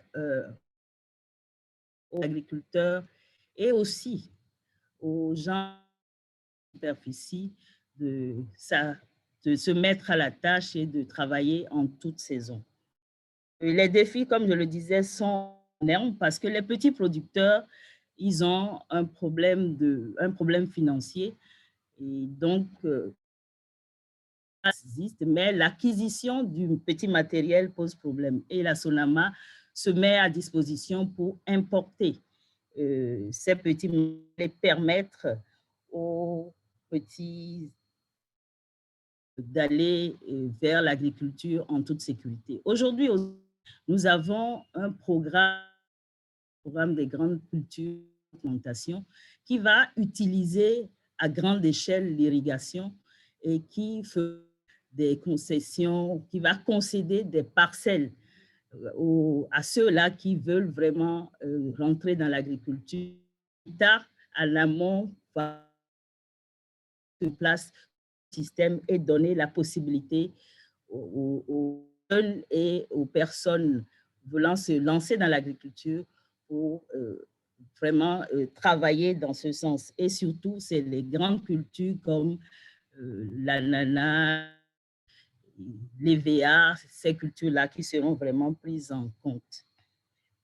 J'avais parlé tantôt du problème foncier, qui est un problème assez important. Des cultures, il faut s'assurer que le foncier est garanti et l'État facilite aussi l'État facilite en prenant des dispositions au niveau des communes et au niveau des zones qui sont pour l'instant pas... je crois que pour cette première question, voilà ce que je peux vraiment dire.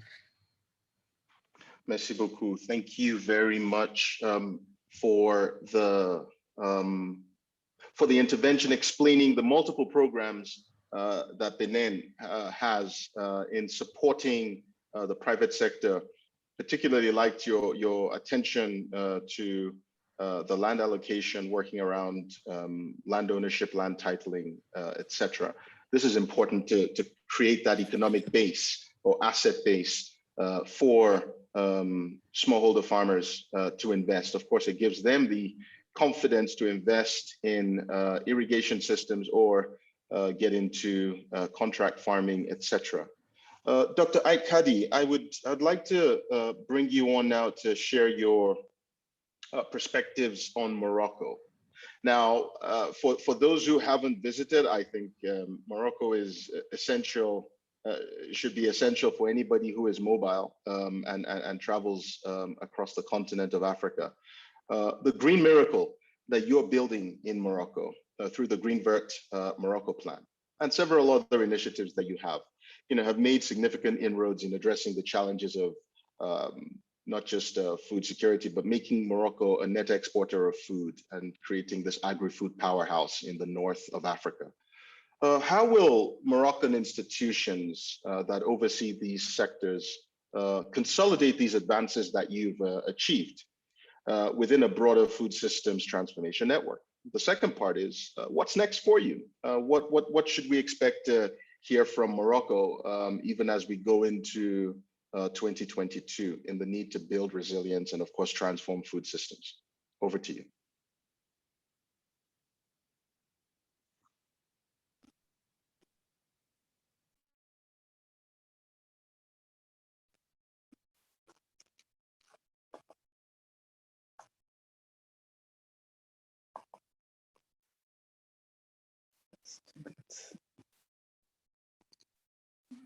Do you hear me, DVC?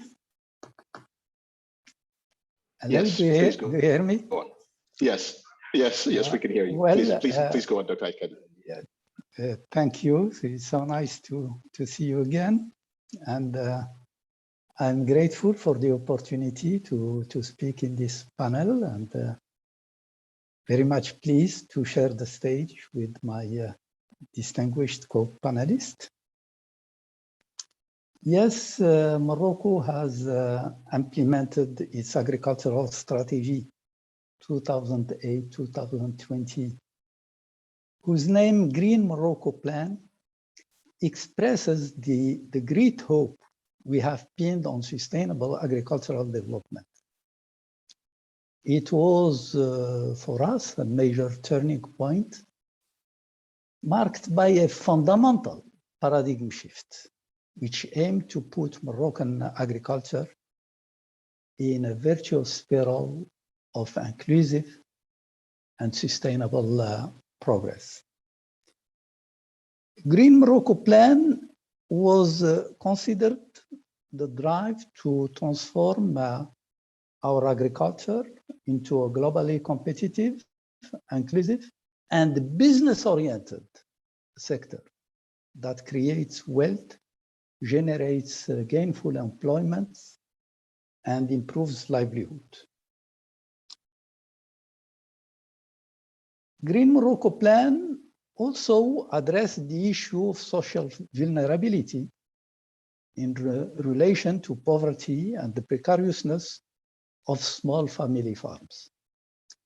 It constitutes, in my view, a real break with the dominant models of interventions followed in different parts of the world over the last 50 years, and which in my view, have contributed by their standardization to an impoverished vision of agricultural development, perpetuating precariousness and largely inhibiting an innovation potential based on the richness of diversity, the mobilization of actors, and the adaptation to market opportunities. So a new vision and business model for smallholder agriculture and rural development were adopted to create economic and job opportunities and make rural areas more attractive places to live. I'm pleased to say that Green Morocco Plan has already changed agriculture, and the economic results show that its principle and its programs result in better performance. Indeed, the structuring actions of the Green Morocco Plan have generated a real dynamism in the agricultural sector, thanks to the sustained increase of the agricultural investment, which have been multiplied by 4. And 60% of these investments are private investments. And this has been leveraged by a set of which I dare to call smart subsidies. The structural transformation of the sector is also perceptible by the significant appreciation of its added value and export earnings, both of which have more than doubled. This positive impetus has contributed to improved income and living conditions in the rural areas. So what are the keys for success? In my view, the first one is that government asserts its leadership role in guiding agricultural sector reforms, including building stronger partnerships with the private sector and farmers' organizations. We regularly invite producer organizations, representatives as equal partners in the formulation and implementation of policies and development programs. Second, you need to establish an appropriate policy framework and supportive linkages between sectors to ensure maximum effectiveness of development efforts. Third, you need to adopt integrated policies to foster sustainable use of soils, water, forest, and biodiversity to promote economic and environmental performance and preservation of ecosystem, as well as to enable effective agricultural adaptation to climate change, which you have just mentioned. You need also to make innovation a priority in order to achieve sustainable productivity growth and resilience, including through institutional change, greater public and private investment in research and development, technology transfer and adoption, education and training, advisory service, and South-South cooperation. We are very much committed to South-South cooperation. We need to invest in portfolios of sequenced projects that combine institutions, regulations and incentives, information systems, and infrastructure. We need to adapt financial and investment services to the needs of each category of farmers. Our agriculture credit bank has designed the comprehensive set of instruments that is adapted to each category of farmer, from microcredit all the way to large-scale credits for value chains. And last but not least, you need to foster greater resilience of farmers to risk to enable them to cope with more frequent and predictable weather-related shocks through drought and multi-risks insurances. So for your question, DBC, I would like to say, and by saying that a new agricultural strategy named Green Generation 2020-2030 is now being implemented. It is a two-pronged strategy. Its two priorities are: one, sustainability of Morocco's food systems, building on the achievements of the previous strategy, developing modern and efficient distribution channels, focusing on quality, innovation, and green tech, and fostering more resilient and eco-efficient agriculture through, for example, increasing water efficiency and improving soil health and conservation. And most importantly is this second priority, which is human development. Human development through the development of a new generation of rural middle class, accompanied by the generalization of social protection, a new generation of young agri-entrepreneur. I dare to say that this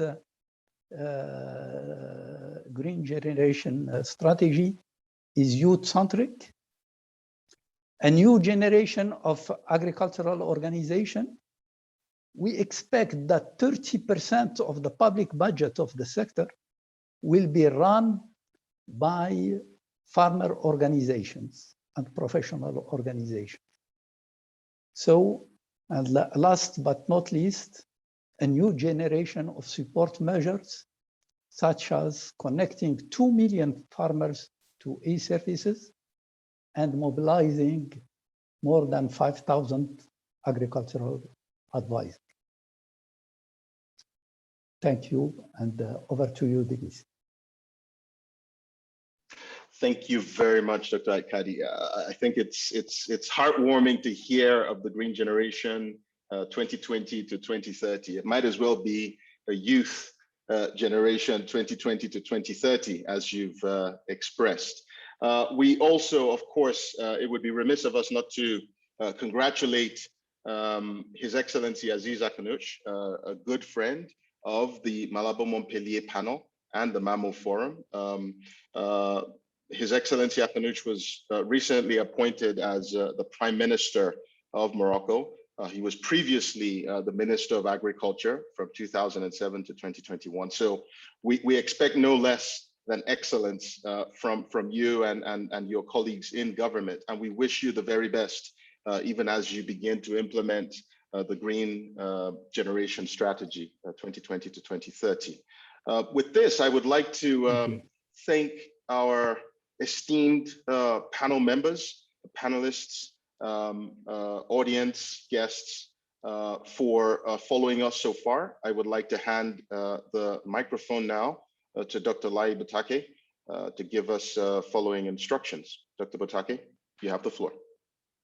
Thank you so much, Dr. Araba, for that insightful session, and thank you to all our esteemed panel members. So now we are going to have a very short break of about 3 to 4 minutes. But before going on the break, I'd like to invite all the panelists to turn on their videos so that we can capture a few seconds to immortalize the event before we go to the break.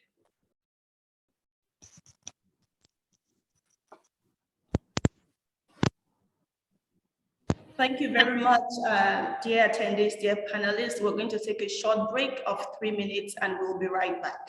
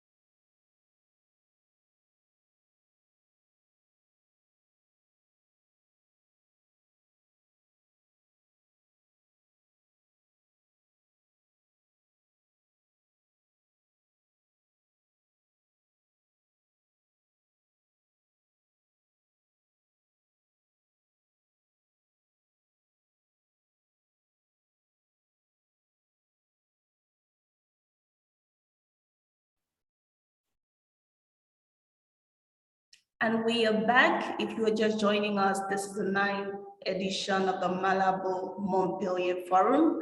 My name is Malabo Montpellier, and I'm Director of Communication and Outreach for Academia 2063. We are now moving on to part 2 of this meeting, and we are kicking off this round with 4 fireside chats spanning trade, digitalization, energy, and livestock.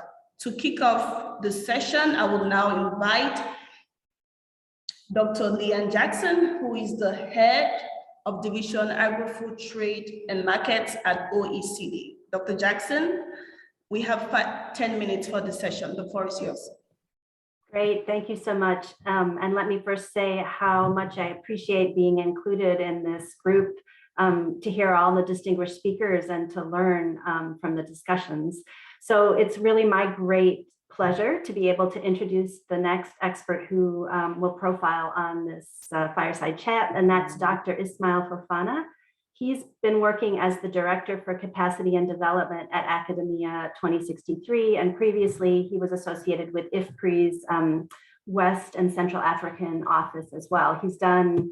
He has a lifetime of work working on agriculture, food macro policies, and poverty reduction. So it's really a pleasure to be able to chat with him. And our topic is international trade and regional trade. And we know, of course, that the Malabo Montpellier panel report, Trading Up, had a lot of suggestions about what kinds of policies would be particularly relevant for the continent. So I'm hoping that we can tease out some of these lessons in the questions that I'll pose to Dr. Fofana. So the first question I have for you, for Dr. Fofana, is related to the creation of the African Continental Free Trade Area in 2018, which is regarded really as the turning point for African and regional and international trade. It's predicted that the AFCFTA will be the largest free trade area established since the WTO in terms of the number of member states, covering a market of more than 1.2 billion people and up to $3 trillion in combined GDP. So these are obviously massive numbers. Could you tell us what you think are the relevant policies that African governments need to put in place to tap into the potential opportunities provided by the AFCFTA? The floor is yours. Thank you, Madam Moderator. Can you hear me? Yes, that's good. Okay, can you hear me? Yes, thanks, go ahead. Thank you. It's a pleasure to be here, and I would like to thank the organizer for the opportunity. Thank you for the question. The African Continental Free Trade Area is a flagship program of the first 10 years implementation plan of the African Union 2063 agenda, here to support and strengthen economic integration in Africa. In terms of policy innovation, we can learn some important lessons and experiences in terms of strengthening intra-regional Africa trade in Africa from some leading, 3 leading regional economic communities in Africa. Those RECs are SADC, COMESA, and ECOWAS. SADC is the Southern African Development Community. COMESA is the Common Market for Eastern and Southern Africa, and ECOWAS is the Economic Community for West African State. Some of the lessons we've learned, with those regional economic communities in terms of boosting intra-regional trade are, for example, fast-tracking the trade facilitation arrangement at the RECs level. This includes reducing tariff and non-tariff trade barriers, NTBs. Preliminary evidence studies indicates by eliminating import duties under the implementation of the African Continental Free Trade Area, will boost the intra-Africa trade by more than 50%, 52%, more precisely. And then if you add non-tariff trade barriers, you eliminate non-tariff trade barriers to the import tariff elimination, then you will double the intra-Africa trade. So it is very important that countries start by fast-tracking by reducing tariff and non-tariff barriers in order to make progress towards the target that are set under the AFCFTA. The second policies that can be also contributed in place is harmonizing quality and sanitary and phytosanitary standard. This is important because studies have shown that SPS measures raise the price of African foodstuffs by 14%. So by harmonizing the standard and facilitating the movement of goods, reducing these barriers, then you will certainly benefit from reducing prices. The other policy measure that is important also to be in place is the information system. We need to develop and disseminate a regional and continental information system to make sure that we reduce information asymmetry among trading partners in order to increase the efficiency of markets. And I will also add another one, the information and communication technologies, another important system that policies need to be in place to promote the adoption of the ICT system, and more importantly, to make sure that they are coordinated. They are coordinated across among different the trading partners in the region. This is very important because as the volume and the diversity of shipment grow under the African Continental Free Trade Area, then ICT become critical in terms of maintaining the trade competitiveness, but also reducing costs. And finally, another policy that I think it's important also that African government should put in place is in order to benefit the potential opportunities that are created under the free trade agreement or free trade area, is policies that promote the use of public and private partnership to finance cross-border and intra-trade infrastructure. This will help removing this type of physical barrier. And one example of this kind of successful PPP is the toll road from Maputo to Pretoria that was financed in 1977 and for 30 years.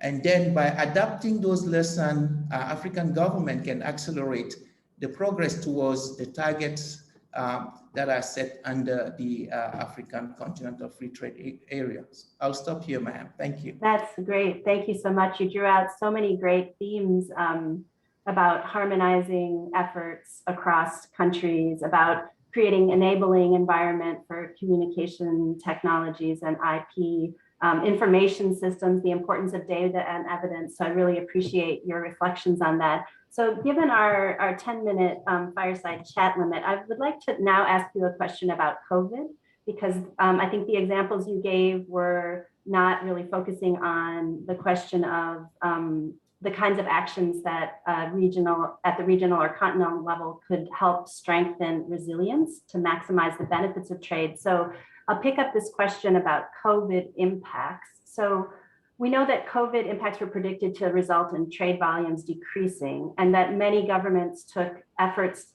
to combat the pandemic, including border closures and curfews, and that these could have an especially strong impact on informal cross-border trade. So the COVID-related measures forced many small traders to give up trading over several months. What are some of the actions at regional or continental level to strengthen crisis preparedness and resilience to maximize the benefits of international intra-regional trade? Over to you. Oh, all right, thank you, ma'am. Intra-regional trade, yes, can contribute to increase resilience of countries to crises, to shocks, but also we know that crises can also affect or disrupt trade. And the current trend that we have been, the positive trend that we have been seeing in terms of intra-regional trade across Africa are likely to be negatively or adversely affected by the COVID-19 pandemic. For instance, we heard numbers have shown that in Nairobi, the average price of maize rose by 10% between April 2019 and April 2020 due to the COVID pandemic. When policy responses are not coordinated across countries, that will exacerbate, the negative impact or the adverse impact that a crisis like COVID can bring. We have examples of the Ebola crisis when Rwanda and DRC borders was closed because of the Ebola, and then that contributed to increase the surge, the prices of some staples, fruit and vegetables in borders town. So coordination is important, is crucial. We need to coordinate policy responses within REX and at the continental level. Positive example of this is ECOWAS with the Ebola crisis. ECOWAS established an outbreak coordination center, which contribute to improve the response capacity within the region to facilitate intra-regional trade. So it's important that REX secretaries and also the African Continental Free Trade Area Secretary, they play the leading role in the formulation of such joint policy responses. And it is also important that at the country level, that this coordination also happen there. When we have a coordination centers at the country level, a task force at the country level, at the regional level also, that can contribute to strengthen the preparedness to future crises, but also build resilience to ensure that the main corridor for trade are maintained open in the times of crisis, and then that will enhance the benefit of intra-regional trade in the region. Thank you so much. I'm sorry to cut us short, but I'm looking at my clock and it tells me my 10 minutes is wrapping up. But I think what your point is so excellently made is you can't count on being able to coordinate from scratch. So having existing mechanism, like the example you gave about ECOWAS's experience coordinating through the Ebola crisis, having that experience of coordinating can help you then the next time you have to face a crisis. So that was really an excellent lesson to draw out from that. So thank you very much, Dr. Fofana. I'm going to wrap up the fireside chat and pass over to our next fireside chat topic, which is on digitalization. So I'll pass the floor over to Ambassador Professor Mohamedou Ka, who's the permanent representative of the Gambia for the United Nations office in Geneva. Professor Ka, you have the floor. Thank you very much, Leanne Jackson, for that wonderful segment. And we thank Ismail for sharing his perspectives and very valuable insights. I have the honor and pleasure to introduce our next panelist, Mr. Bolaji. Mr. Bolaji is the chairman of the board of Vurayan Corelli. Yeah, I hope I'm pronouncing it right. Yes. Yeah, Vurayan Corelli is a marketplace company that provides a platform to match buyers, sellers, commodity aggregators, logistics partners, financiers, and food processors to ensure the economic well-being of all stakeholders. He's also the co-founder of Cellulant Nigeria Limited. He comes to us as an entrepreneur par excellence, creating solutions that are impactful for the agri-tech sector. We have the privilege to engage him on three key questions that build on from the work of the Malabo Montpellier panel. We had a report that you can have access to through our platform called Byte by Byte. That report captures policy innovations for transforming Africa's food systems with digital technologies. Now, Mr. Bolaji, the question I have for you, the first question is, Africa's digital transformation is well underway, allowing the continent to leverage the benefits of new technologies for food systems transformation. How African countries position themselves to harness and deploy such technologies will determine the success of digitalized agriculture operations in improving African sustainability, food security, and prosperity. Now, what policies and institutional structures need to be put in place to stimulate the innovation and adoption of digital technologies in the food systems? Please proceed, Mr. Balaji. Yeah, thank you, Ambassador Carr, and I would also like to thank the organizers for inviting me. I will go straight to the point. The question of stimulating innovation in agriculture through digital, it's a very, very important one. And in order to kind of guide governments in terms of what to do, we need to have clarity on what is the problem we want to solve for. And for me, agriculture is one of the most complicated economic segments in any country in the world, because unlike other economic segments, it has so many actors, from the farmer to the village aggregator, to the logistics guy, to the processor, to the distributor, to the bank, to the insurance guy, to the credit guarantee, so many actors. But the whole system is not functioning as an integrated whole. So from a policy perspective, what would be my recommendation to government?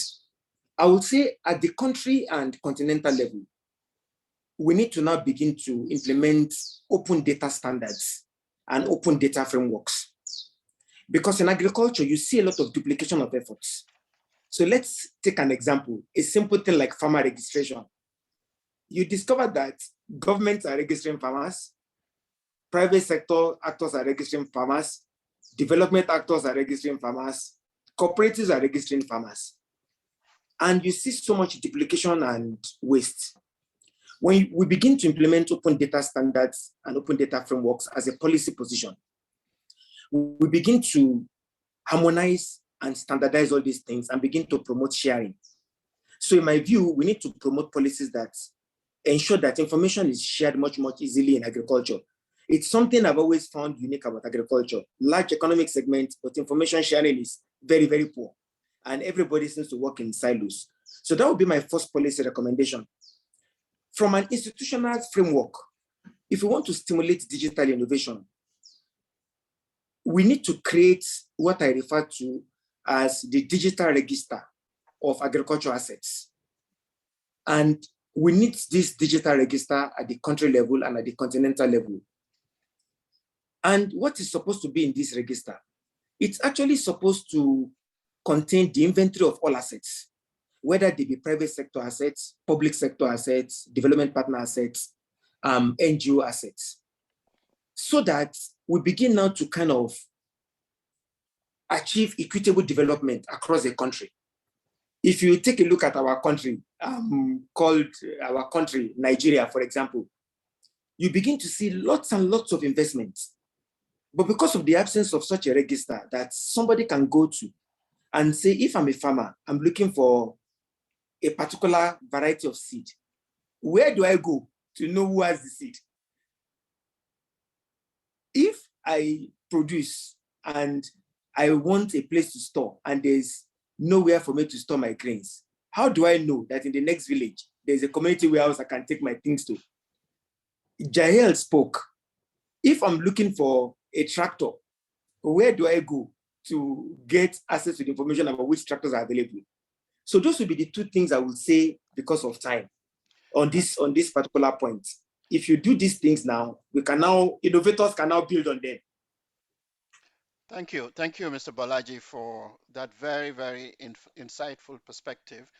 The second question I have for you is Africa's rural areas and smallholder farmers in particular could greatly benefit from access to new technologies and reliable data that would help them make more informed decisions and get more value from their produce, as you have just shared with us in the last question. Now, a sound digitalization environment that embraces smallholder farmers and other actors along the agriculture value chain will ensure that Africa's rural areas are not left behind. So, given the backdrop of that and what you have shared with us, what actions need to be taken by government or governments to ensure that entrepreneurship and innovations in digitalized agriculture is inclusive of smaller scale activities? Thank you very much for that question. And I'll answer with just one sentence. Government needs to lower barriers to entry for farmers. And lower barrier to entries for what exactly? In my mind, it's lower barrier to entry for three things. Number one is make it easy for farmers to have smartphones. In the 21st century, a smartphone is the doorway to economic inclusion. We always talk about financial inclusion, but anybody who is not economically included cannot be financially included. Economic inclusion precedes financial inclusion. So I think making it possible for as many farmers in rural areas to have access to smartphones, super important, because we open the world to them. Number two is to lower barriers to credit and to insurance. And these two things are very, very important. I sincerely believe that our government must now use new forms of credit scoring in our agriculture sector. There are new models now, satellite-based credit scoring, that based on the area of land you are cultivating, based on what you can cultivate, we can allocate you a credit score and you can get access to financing. So I think government as a policy needs to create those national frameworks to be able to say in this part of a country, in this part of the continent, this is the credit score, so that financial service providers can go there. And then on the bit of insurance, and I will build on the comment that Brian made when he was talking about irrigation. Our farmers don't have security of income. And I sincerely believe that we need to figure out how to do revenue protection insurance for farmers. In Nigeria, we call it guaranteed minimum price, which is every farming season, farmers should have an idea that what's the minimum price that they should be able to sell their produce for. And we build insurance frameworks around that, that if it swings either way, this is how we cover them. I sincerely believe that if we do these three things now, digital as an enabler for economic empowerment just begins to fly and to thrive. That's how I respond to that, Ambassador Carr. Thank you, Balaji. Thank you. And that last point actually connect to our last question. I wish we had more time to engage you further, because this is a very, very exciting but very important topic in the agriculture value chain and ecosystem. There is a pressing need, Balaji, for both private and public sector R&D to develop digital tools and services that address the persistent challenges across the agriculture value chain, not just in farming, but also around post-harvest losses and processing. More investment in R&D is critical to developing cutting-edge digital solutions that meet the need of all value chain actors, as you alluded into the last question that you answered.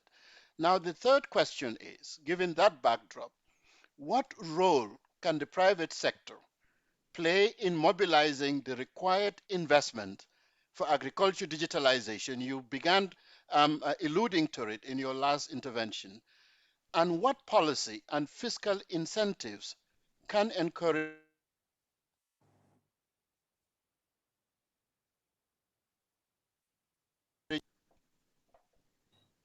Okay, thank you very much.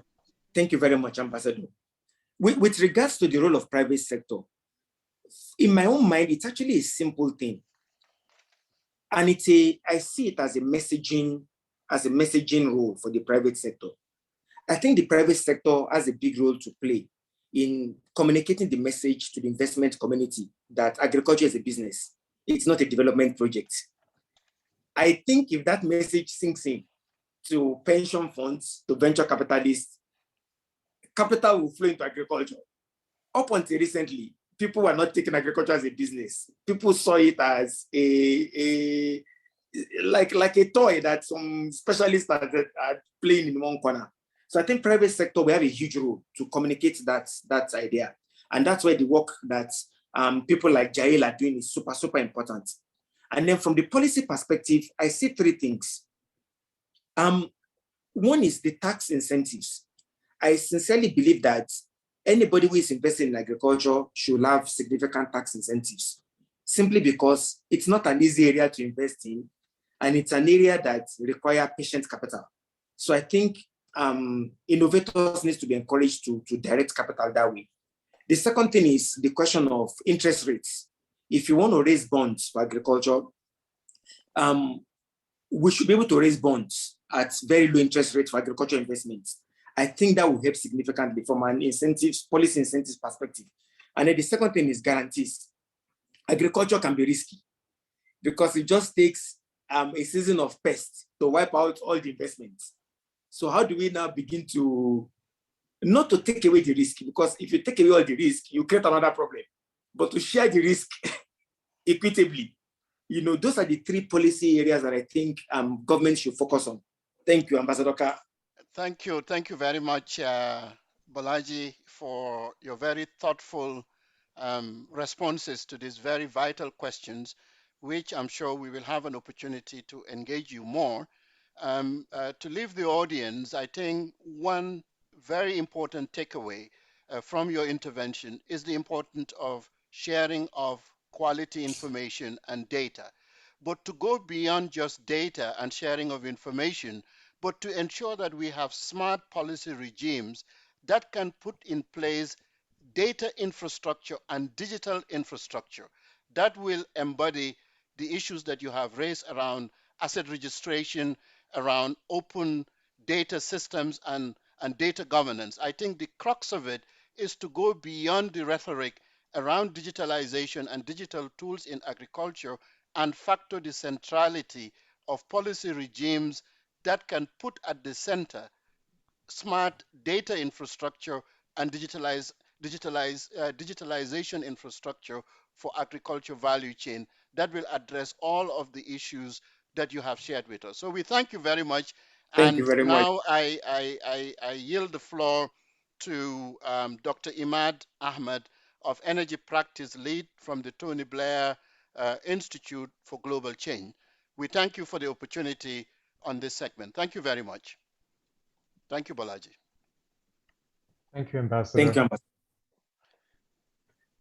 Hello, everybody. My name is Imad Ahmed. I am an energy and climate advisor at the Tony Blair Institute for Global Change. We provide policy and delivery support to 17 governments in Africa through our 200 embedded advisors within the centers of government and ministries of energy, agriculture, and ICT. We're very happy to be a part of this forum, and thank you for inviting us to be here. It's my pleasure to welcome Ms. Elizabeth Benni Amisa, who is a partner at Energy Access Ventures, an Africa-focused investor that backs companies decentralizing and digitizing key services. Through her work, Elizabeth sits on the board of a multitude of companies working on off-grid solar solutions, including Zonful Energy in Zimbabwe, C&I in South Africa and India. I hope I've pronounced that correctly. Nuru in the DRC, Sun Culture, which specializes in solar irrigation solutions and is based in Kenya, and Monograph Energy in West Africa. Elizabeth, welcome. Thank you so much, Dr. Ahmad. Thank you. Can everybody hear me? Can you hear me, Ahmad? I can hear you. Great. Thank you, Elizabeth. Thank you for that introduction. Thank you to the Malabo Montpellier panel for the invitation to join you all. It's very rare that the investor set in venture capital and private equity get to opine on topics such as this. So I'm very happy to be here, and a special thank you to Dr. Debisi Araba for dropping my name and suggestion. So thank you so much. Excellent. Elizabeth, I've been informed that we have 8 minutes total, so it'll be a little bit quicker than anticipated. No problem. Great. Well, we have, as you know, over 500 million people lacking access to clean, reliable, and affordable energy across Africa. And about 80% of those who do not have access in sub-Saharan Africa live in rural areas. Without this access, food systems and agricultural activities remain burdensome and inefficient, forcing farmers to revert to manual or animal power. Electricity is also essential for cold storage and processing. For you, what are the top 3 priorities for electricity use in rural areas? Thank you so much for that question. I think we have looked at rural electrification quite extensively in the last 30 years in Africa. And I think one of the missing pieces of it, and I think another panelist spoke about this, is how we have worked in silos. So I think in terms of energy access, we focus so much about getting electrons generated and people access to electricity in terms of lighting, but we have oftentimes forgotten the productivity angle of it. And so what I'm so proud of our work here at EAV, we're a $90 million fund that invested primarily in solar home systems and mini grids. We pivoted about 2 years into our investment strategy to focus on energy for productive use. And as such, we focused on solar powered irrigation systems, first mile cooling pack houses for irrigation, for agriculture, as well as connectivity and clean cookie gas. I say all this to say, rural electrification story only works if the end game is to create new centers of productive life, livelihood, and for the people who live there.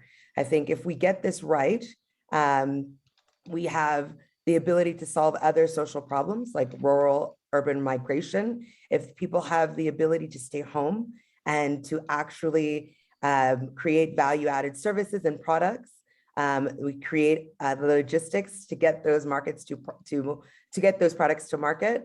It's plausible that we can actually extend not just electricity access, but actually productivity centers across the country. I think it's very important to take the example of mini grids and solar home systems. We thought that, giving access to electricity in the form of a solar panel on a house or a small grid that generated, transmitted and distributed was enough, but we're now seeing that the evolution of that is to be able to layer other service. The gentleman who spoke on digitalization talked about connectivity, being able to create a digital marketplace to find out where your goods can go and where there are access to goods and resources that you need. I think the ability to irrigate all year long increases yield, but cold storage as well as pack houses increases yield retention. And so I think the top areas I would focus on are regulatory and policy frameworks that are interdisciplinary and integrate not only energy by itself, but energy as it relates to other sectors, telecoms, agriculture, and the like. I think the other focus would be tax incentives. Another person talked about this as well, being able to import those inputs at a favorable cost. Often unit economics is the problem. You have a great solution, and even on a pay-as-you-go basis, it's still way too expensive for the person that needs to be able to pay for it. And so being able to create those tax incentives, not only for the companies that import those inputs, but further kind of support on subsidies to make sure the unit economics work for the end customer. I have a third, but I think we should move on to the other questions since we're running out of actually, time. you're answering one. You're well into answering one of my other questions, which was exactly how can policy intervention support greater use of electricity and energy in food systems? So please carry on. Sure. So by way of background, I was a grid scale, utility scale power developer for the better part of the last 12 years before I made the jump to venture capital.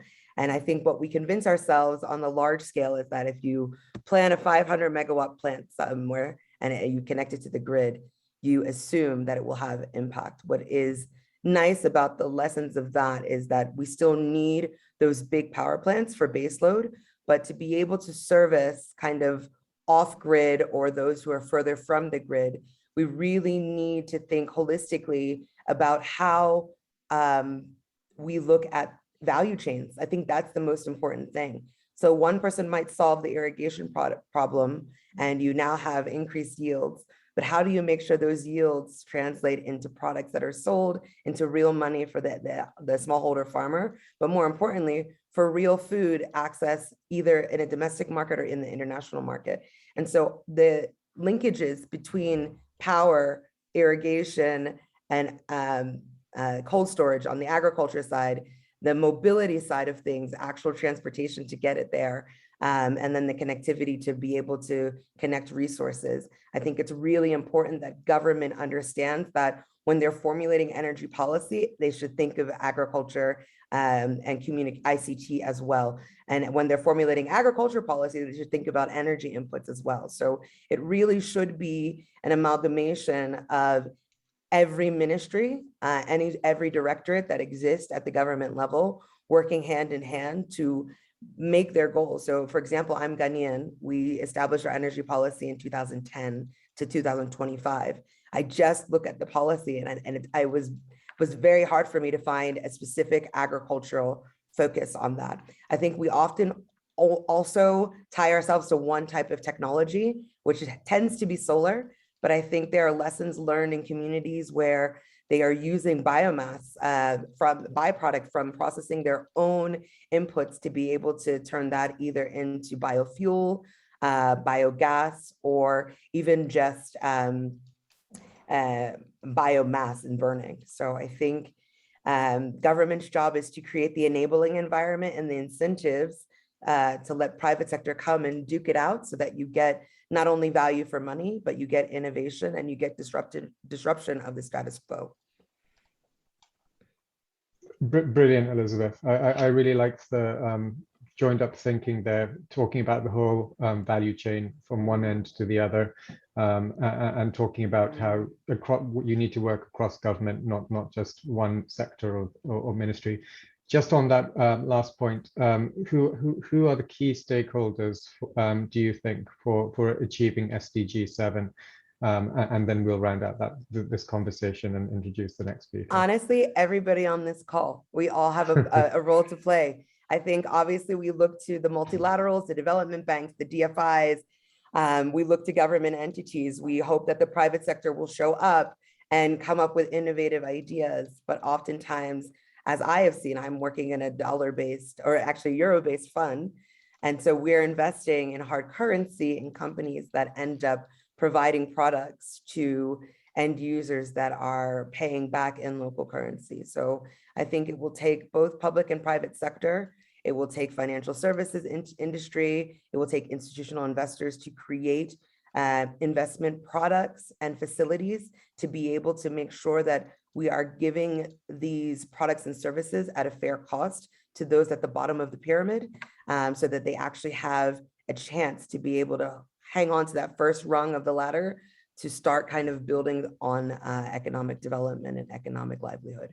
I think that, CE for All, shout out to Dami Lola, she's doing a really great job being able to kind of put SDG 7 at the forefront, but really when you start looking at it, we have a lot of tentacles that are connected to so many others. And it's really been a center for an interdisciplinary approach to using energy as an enabler. We say at our fund, energy enables everything.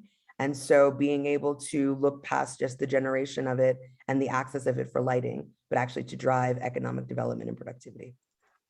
Great, thank you, Elizabeth. And I just want to remark on one thing you said earlier, which was keep people who are living rural lives to stay at home, incentivize them to stay at home and become more productive in what they're doing. That's exactly what the Tennessee Valley Authority achieved 90 years ago. with electrification of households. Thank you very much, Elizabeth. Thank you too. It's been a pleasure. I'm now going to give the floor to Mr. Tom Arnold, Chair of Irish 2030 Agri-Food Strategy Committee and member of the Malabo Montpellier panel. Tom, thank you. Thank you very much, Gareth. Well, we're coming to the end of our fireside chats, and we are under time pressure. So I'm very delighted to introduce Dr. Bagor Batelli, the founder of La Laitier du Berger. And we're going to talk about this crucially important issue of livestock. We know the importance of livestock across Africa, but it's of particular importance in Senegal. It contributes there 30% to agricultural GDP, and yet Senegal continues to be strongly dependent on livestock imports, in particular of dairy products, to meet its domestic demands. So my question is, what are the main challenges faced by the private sector to increase domestic production, and what are some key actions that are required from both the public and private sectors to overcome these issues? Bagor, are you there? You are. Excellent. We can't hear you yet. Yeah. Okay, so you hear me now? Hear we now. Yes, indeed. Okay. Yes, thank you.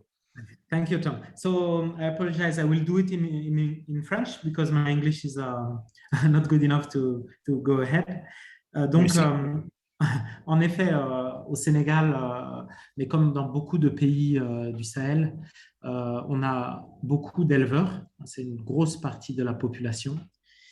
Et pourtant, on a du mal à connecter les produits de ces éleveurs, le lait, la viande, en tout cas, parlons du lait aujourd'hui, on a du mal à connecter le lait qui est produit par ces petits éleveurs au marché. Donc, jusqu'ici, il y a beaucoup de PME qui importent du lait en poudre parce qu'il est moins cher. Ils importent du lait, ces PME importent du lait en poudre et elles fabriquent des produits finis qu'elles mettent sur le marché avec des marques qui sont assez performantes. Donc, il y a des fortes croissances sur l'activité économique de ces PME. Mais ça ne profite pas aux éleveurs. Donc, disons que l'infrastructure que constituent ces PME, de mise en marché, de transformation du lait et de mise en marché, n'arrive pas à être connectée à la production des compétitivité. En fait. Ces PME disent, si j'achète du lait local, ça me coûte beaucoup plus cher, 50% ou 100% cher que si j'importe du lait en poudre. D'autant plus que le lait en poudre, on le sait, est finalement pas très cher sur le marché international. Et en plus, il y a des productions, disons, enfin des spécialités qui utilisent de la poudre de lait écrémée et de la matière grasse végétale, qui ont un bon goût finalement et qui sont encore moins chers que le lait en poudre. Donc, je dirais, un des gros problèmes, et ce qui constitue un statu quo mortifère pour les filières d'élevage local, un des gros problèmes, c'est le prix en fait, auquel on peut produire le lait et qui n'est pas intéressant pour les PME, les off-takers qui pourraient mettre le produit sur le marché. Okay, thank you very much for that response. My second and final question is, there is evidence which shows that a well-functioning livestock production value chain can improve farmers' incomes and can be an important source of employment and income. What are some of your recommendations in order to create and amplify the employment and income opportunities for women and youth in the livestock value chain in Senegal? Merci Tom. Mais effectivement, dans le cadre de l'entreprise que je dirige, mais dans d'autres entreprises aussi qui ont réussi à acheter le lait aux petits éleveurs, on voit l'impact sur l'emploi des éleveurs, en particulier les femmes. Vous savez que dans le Sahel, c'est surtout les femmes qui s'occupent des vaches laitières, qui font la traite et la commercialisation du lait, et les jeunes qui accompagnent les troupeaux pendant la journée pour aller au pâturage. Dans le cadre de mon entreprise, pour donner un benchmark, il y a 4 fois plus d'emplois au niveau des éleveurs que dans l'entreprise elle-même. Vous voyez, donc, la création d'emplois est 4 fois plus forte si on achète du lait local que, par rapport aux emplois qu'on crée dans les entreprises. Enfin, le benchmark que nous, on a dans mon entreprise, c'est celui-là. Donc, c'est extrêmement puissant comme levier d'emploi. Et je dirais que, pour insister, le type d'emploi qu'on crée dans les zones rurales, ça cible des gens qui n'ont pas beaucoup d'autres compétences. Donc, on crée des emplois pour des gens qui ne sont pas employables. Et le fait d'acheter le lait, c'est vraiment, ça permet d'avoir des revenus constants et de rentrer dans une vraie, disons, théorie du changement, un vrai schéma de changement, une vraie trajectoire de changement sur le temps long, où en plus, les éleveurs acquièrent d'autres compétences. On parlait tout à l'heure de l'accès à l'information, ou en tout cas à l'économie, même grâce au smartphone, à la bancarisation, etc. En tout cas, ça apporte sur le temps long beaucoup d'autres compétences qui permettent aux éleveurs et à leurs enfants de rentrer progressivement dans la classe moyenne. Donc, à mon avis, la chose clé, comme il a été dit aussi précédemment dans ces discussions, c'est de réussir à constituer des données, le bon niveau de données. Quand on dit que le lait local, par exemple, est moins cher que le lait importé, bon, ça c'est vrai si on compte le prix du lait seulement. Mais quand on voit les externalités positives qu'il y a à acheter le lait local, la stabilisation dans les territoires de l'activité, de l'économie,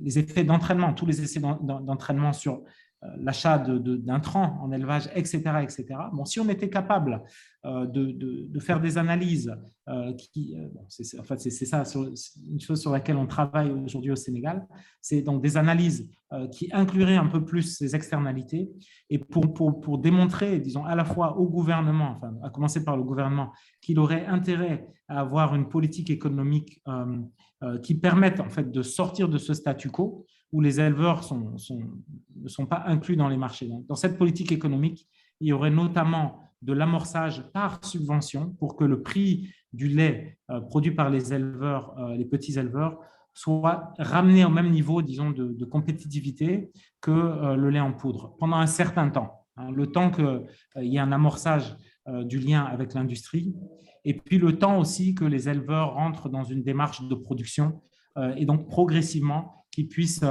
améliorer leur rendement. Thank you very much indeed, Bago. So now could I hand back to our Master of Ceremonies, Dr. Lael Butake. Lael.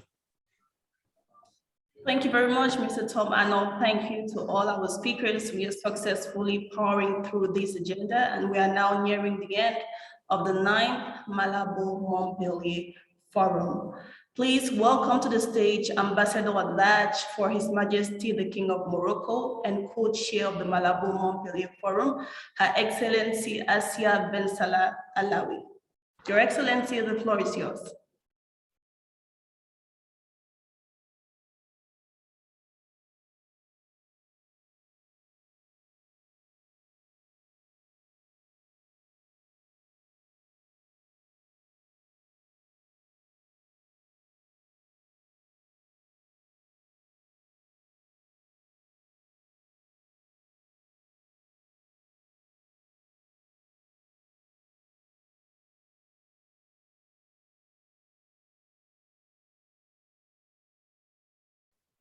Your Excellency, I can see she's on the call.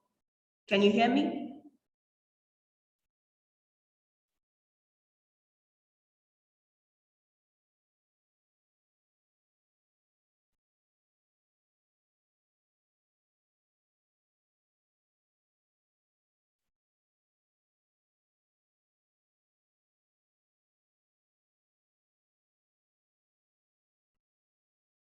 While waiting for the co-chair, I will now hand over to Professor Joachim von Braun, who is co-chair of the Malabo Montpellier panel.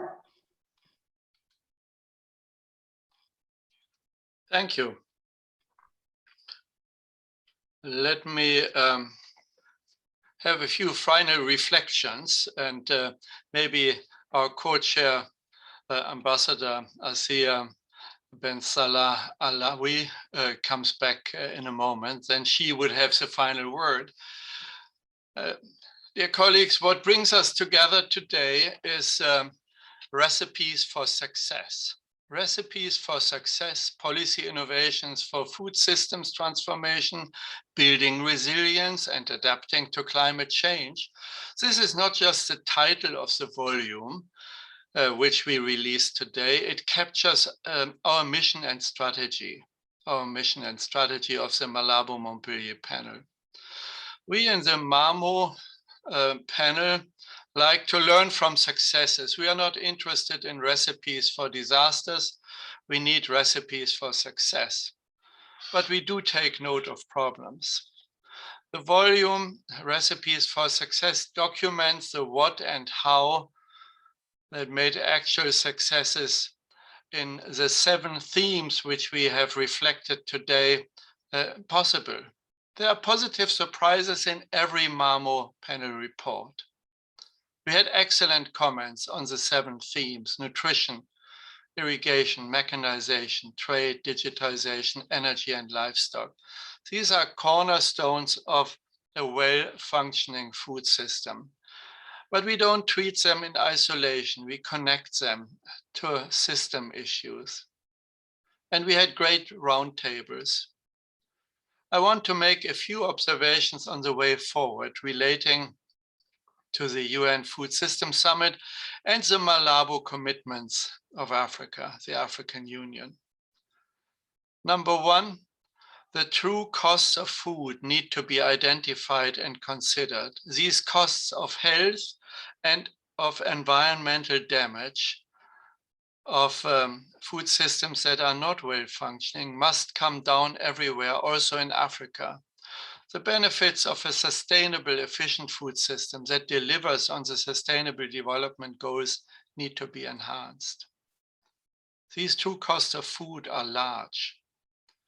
Secondly, the COVID-19 global pandemic has dramatically exposed the fragility of the food and agriculture sectors in Africa.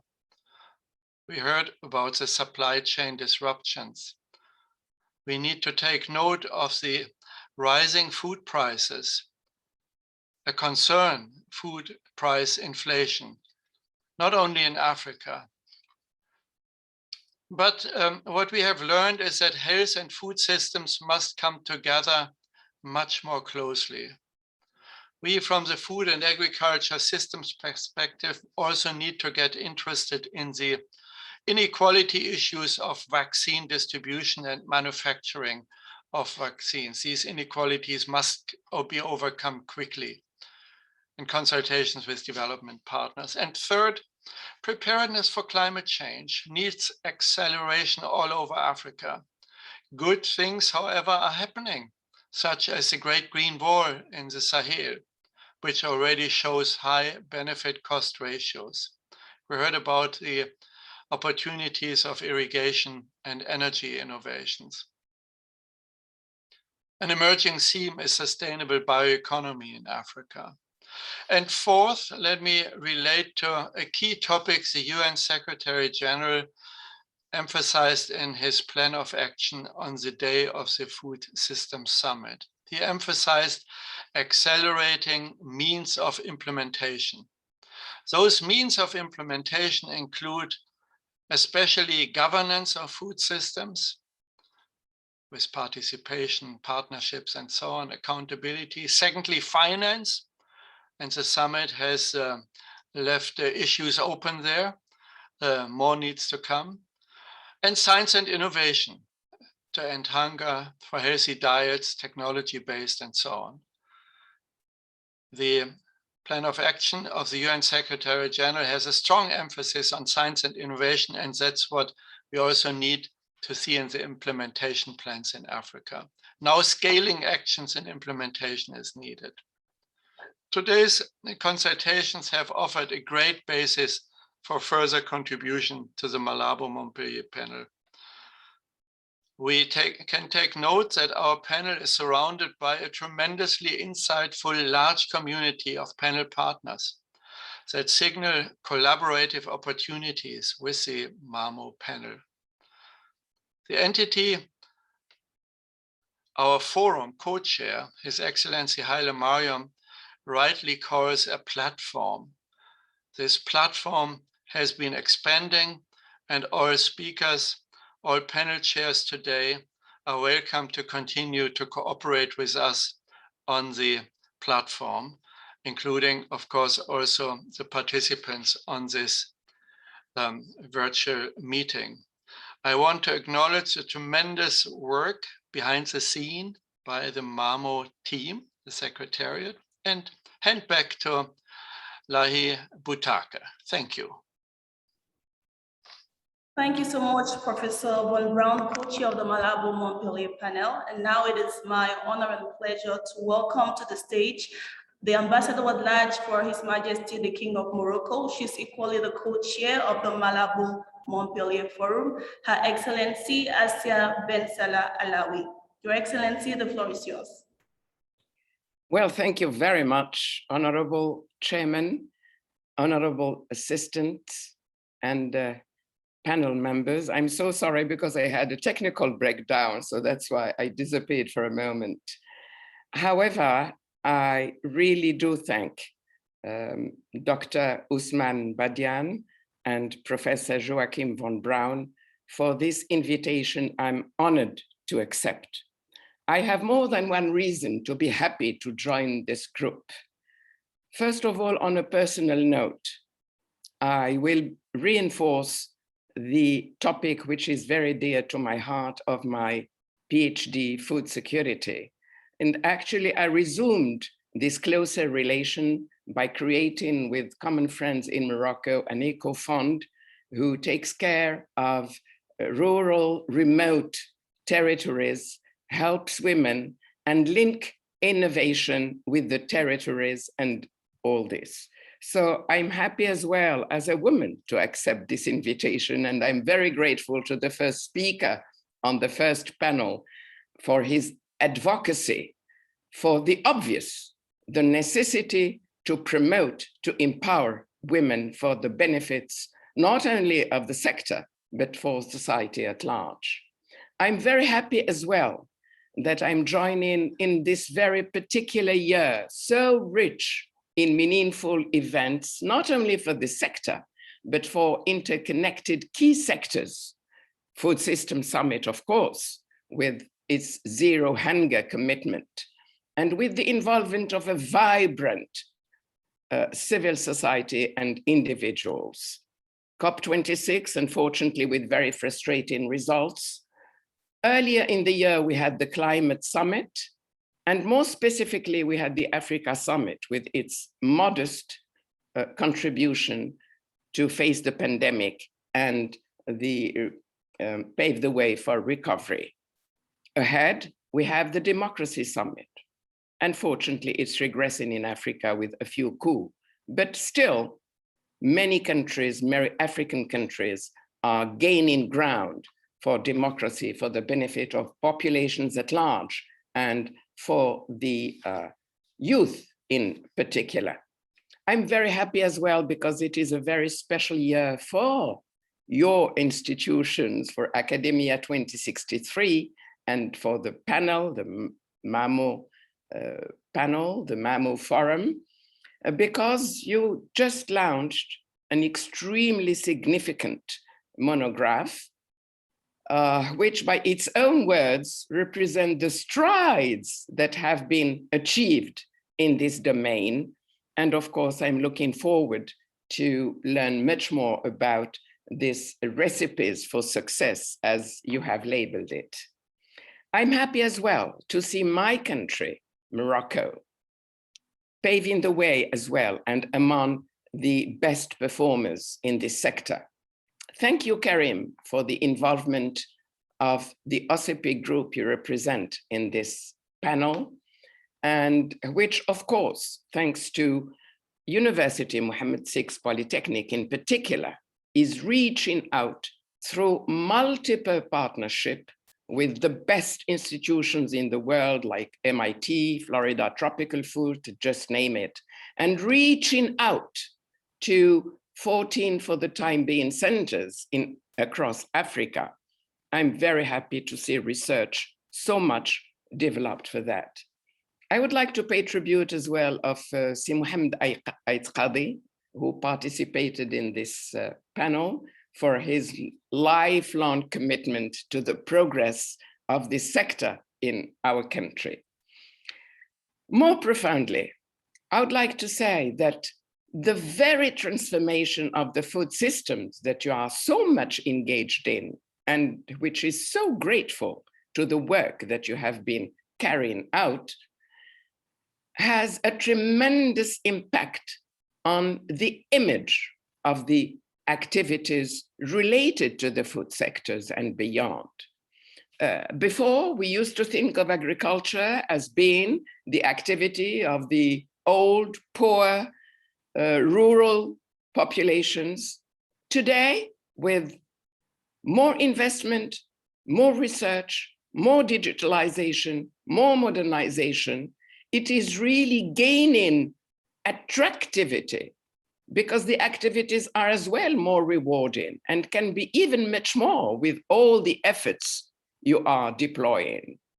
So I think it's a great encouragement for our youth, who unfortunately are subject to massive unemployment, as you know. I would like to finish. I don't want to be too long. You have said it all. I don't have anything to say because I have a lot to discover. So I would like to finish on a very positive note and go even beyond, because I'm convinced that the centrality of the transformation of the food systems and its multiple interconnections with the key areas and systems for sustainability of life, of mankind on this planet, this is the real stake, will offer more opportunities to our youth, to populations at large in the continent.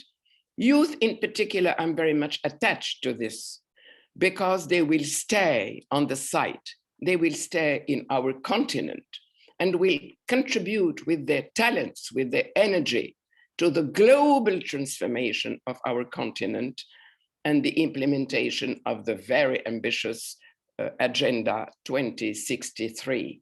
And in the process, hopefully, the whole narrative about Mama Africa will be altered for the better.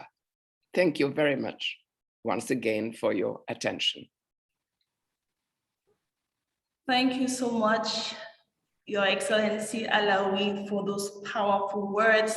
What a wonderful way to end this meeting, the 9th edition of the Malabo Montpellier Forum. And there you have it. We have come to the end of the 9th edition of the Malabo Montpellier Forum. Please monitor the chat box and click on the links. We have shared so many resources with you. Read the report, stand by for post-event highlights through our newsletter, and we will see you at our upcoming events. Thank you to all our panelists. Thank you for joining us, and see you very soon. Bye-bye. Bye-bye.